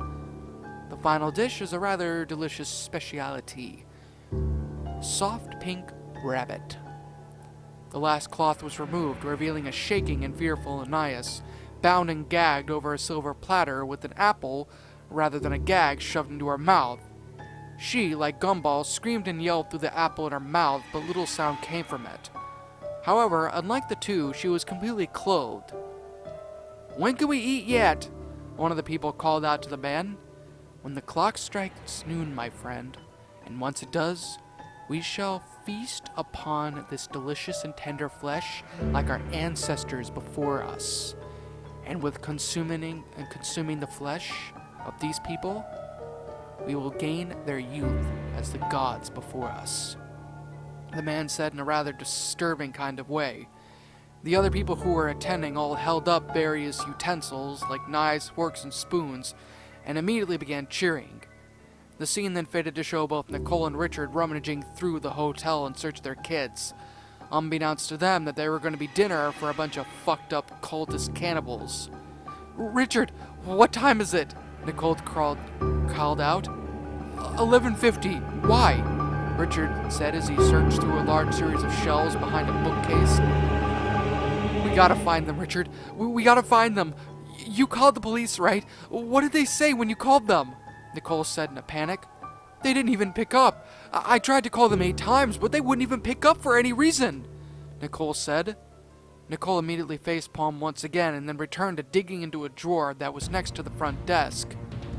It was then, while she was looking, she wound up finding a small note that was wrapped up. She grabbed it and opened it up immediately, only to have her face turn a pure white color as she read it. Richard took immediate note of this and asked Nicole what was on it that she was reading that was freaking her out so much. She then began reading off the paper out loud and said, Today marks the yearly feast of the town's founding. The feast will be held at the hotel this week in the kitchen, with a variety of dishes and delicious guests ready to be eaten alive. All are welcome to attend. The procedure begins at 12 p.m. sharp. Nicole then dropped the note and then began to make a sprint into the kitchen. The insides of it were particularly empty, save for the disgusting and rotting food and the utensils lying around the place. Richard then begins to start searching around for some kind of doorway or anything, but finds none, until he reaches the door with the sign "Do Not Enter" on it, the same one that Gumball was locked into. Let's check this place, Richard yells out to his wife. Nicole, now fuming with pure, unadulterated rage, immediately whipped out her claws and smashed the metal door down with little effort, only to find nothing in there as well. She slowly starts to panic again until a sudden sound of Gumball's screaming could be heard on the right side of her as her head had darted towards it. Nicole immediately sprinted towards where Gumball's screams had came from, and then proceeded to find the door. She then immediately backed up and got ready to kick the door down. But just before she did that, the scene cut to show a man in the process of starting to carve into Gumball's arm with a large serrated knife. The man immediately started cutting into Gumball's flesh slowly, causing him to scream louder in agony and pain. However, all of that immediately fell short as Nicole and Richard burst into the room with deep rage plastered in each of their faces. Gumball, Darwin, who was now awake, and Ananias, who all had their gags and apple out of their mouths, immediately cried out for their mother and father to help them. What happened next was honestly, completely and utterly insane. Richard and Nicole immediately proceeded to launch hell on the patrons that were participating in the event, smashing their heads into tables, breaking their arms, and just beating them all to a variety of different pulps. While Nicole continued to fight them all off, she immediately called out to Richard to stop fighting and grab Gumball and the other kids and make their way towards the door. However, Richard winds up tripping, and Nicole looks over. She then notices the large cut that was on Gumball's arm, and her face goes into a deep, unseated rage that even managed to scare me for a bit. She then calmly tells Richard to take him and the kids out of the room and wait for her outside. Richard obeys, and the four make their way out of the room and into the next room. The scene then cuts to show Richard tending to Gumball's wound with a first aid kit that he had somehow managed to grab. However, he quickly stopped when he heard the sound of people screaming, the splattering of what I assume was blood, and the tearing of various flesh and bone in a comedic manner that could be heard in the background. It only lasted for a good few seconds before Nicole immediately made her way out of the room, with cartoony blood splattered all over her dress, or her clothes. Well, kids, I think we should make our way out of here and get some breakfast, and then after that, we'll go home and forget about this whole place. My treat, Nicole said happily, as she picked up Gumball and the others in her arms and proceeded to leave the building, pouring out a strange liquid from a large container all over the floor. Mom, what happened back there? Gumball asked. Well, seeing as though those people were the ones that hurt you, and the rest of the kids, and the fact that they kidnapped you as well, let's just say that I made sure of it that they never do that again, and I don't think they're ever going to have another one of those little traditions ever again, Nicole answered sweetly. What did you do to them? Darwin answered. Oh, it's nothing important, Nicole said as she lit a match and threw it on the large trail of gasoline that she had splattered all over the place. That, in of its own self, had caused the whole hotel to practically burst into flames.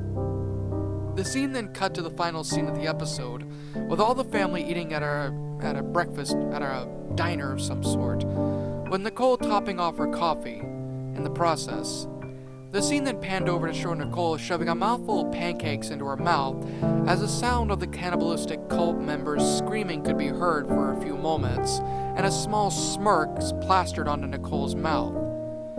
The episode then winds up cutting back to the credits and then proceeds to end.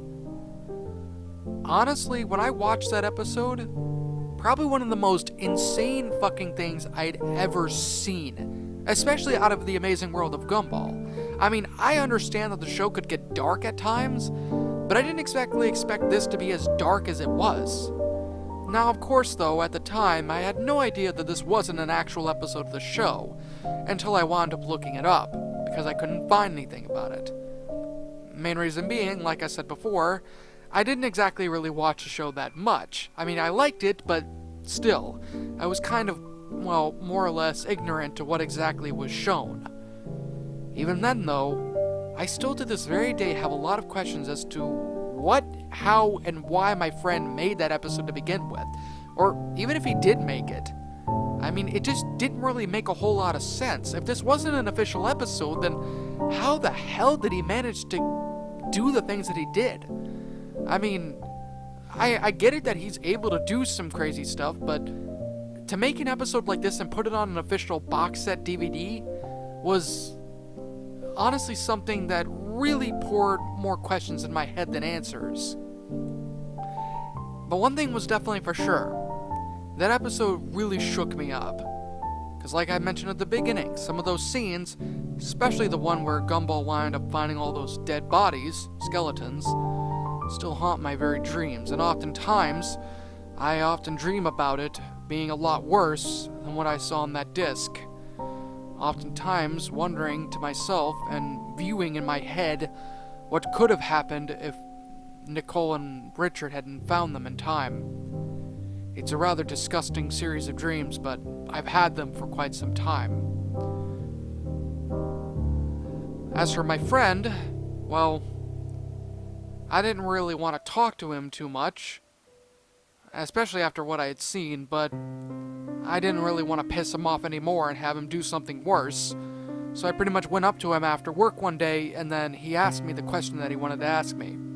For anybody wondering, it was, "Are you sorry for what you did?" I, of course, answered with a firm yes, and, well, even now, we've been particularly cool with each other again. He forgave me for what I did, and I promised him that I would never do this kind of thing again. And, well, with all that, I never really got him much the opportunity to ask him about the DVD that he gave me, and what he had used to make the episode what he did, or how the hell he managed to get the voice acting down. But honestly, I don't really think it's particularly needed anymore. As for the DVDs, well, I don't exactly have them anymore. Main reason being is that my mother had wound up coming to visit me one day, and she's a relatively crazy, how do I put this nicely? She's a clean freak. And when she came into my house, she pretty much sent me away from it and proceeded to clean everything up. Unfortunately, one of those things that she wound up cleaning out was the Gumball DVDs that I had bought. Well, actually that I had gotten from my friend. I don't know what she did with it, but she did tell me later on that some of the stuff that she had taken from me was thrown out. So, likely chances the DVDs are probably rotting away at some landfill in some dumpster that I'll probably never be able to get access to. Which really fucking sucks, and only continues to piss me off about my mom even more when I think about it. But of course, that's all in the past now, and there's nothing I can really do anymore. Even if I could manage to find and track down the garbage place where it's at, it's likely I wouldn't be able to find it, probably because of the fact that it's buried under mounds of garbage. So unfortunately for me, not only do I not have the DVDs anymore, but I have no evidence to give. Except, well, the thing that I have now. It really does suck, but you know what? At least something good did come out of this. At least my friendship and everything with my good friend, James, is still going by strong. But one thing's for a full-on fact. I'm never, ever, and I repeat, ever, going to ever hurt my friend like that again.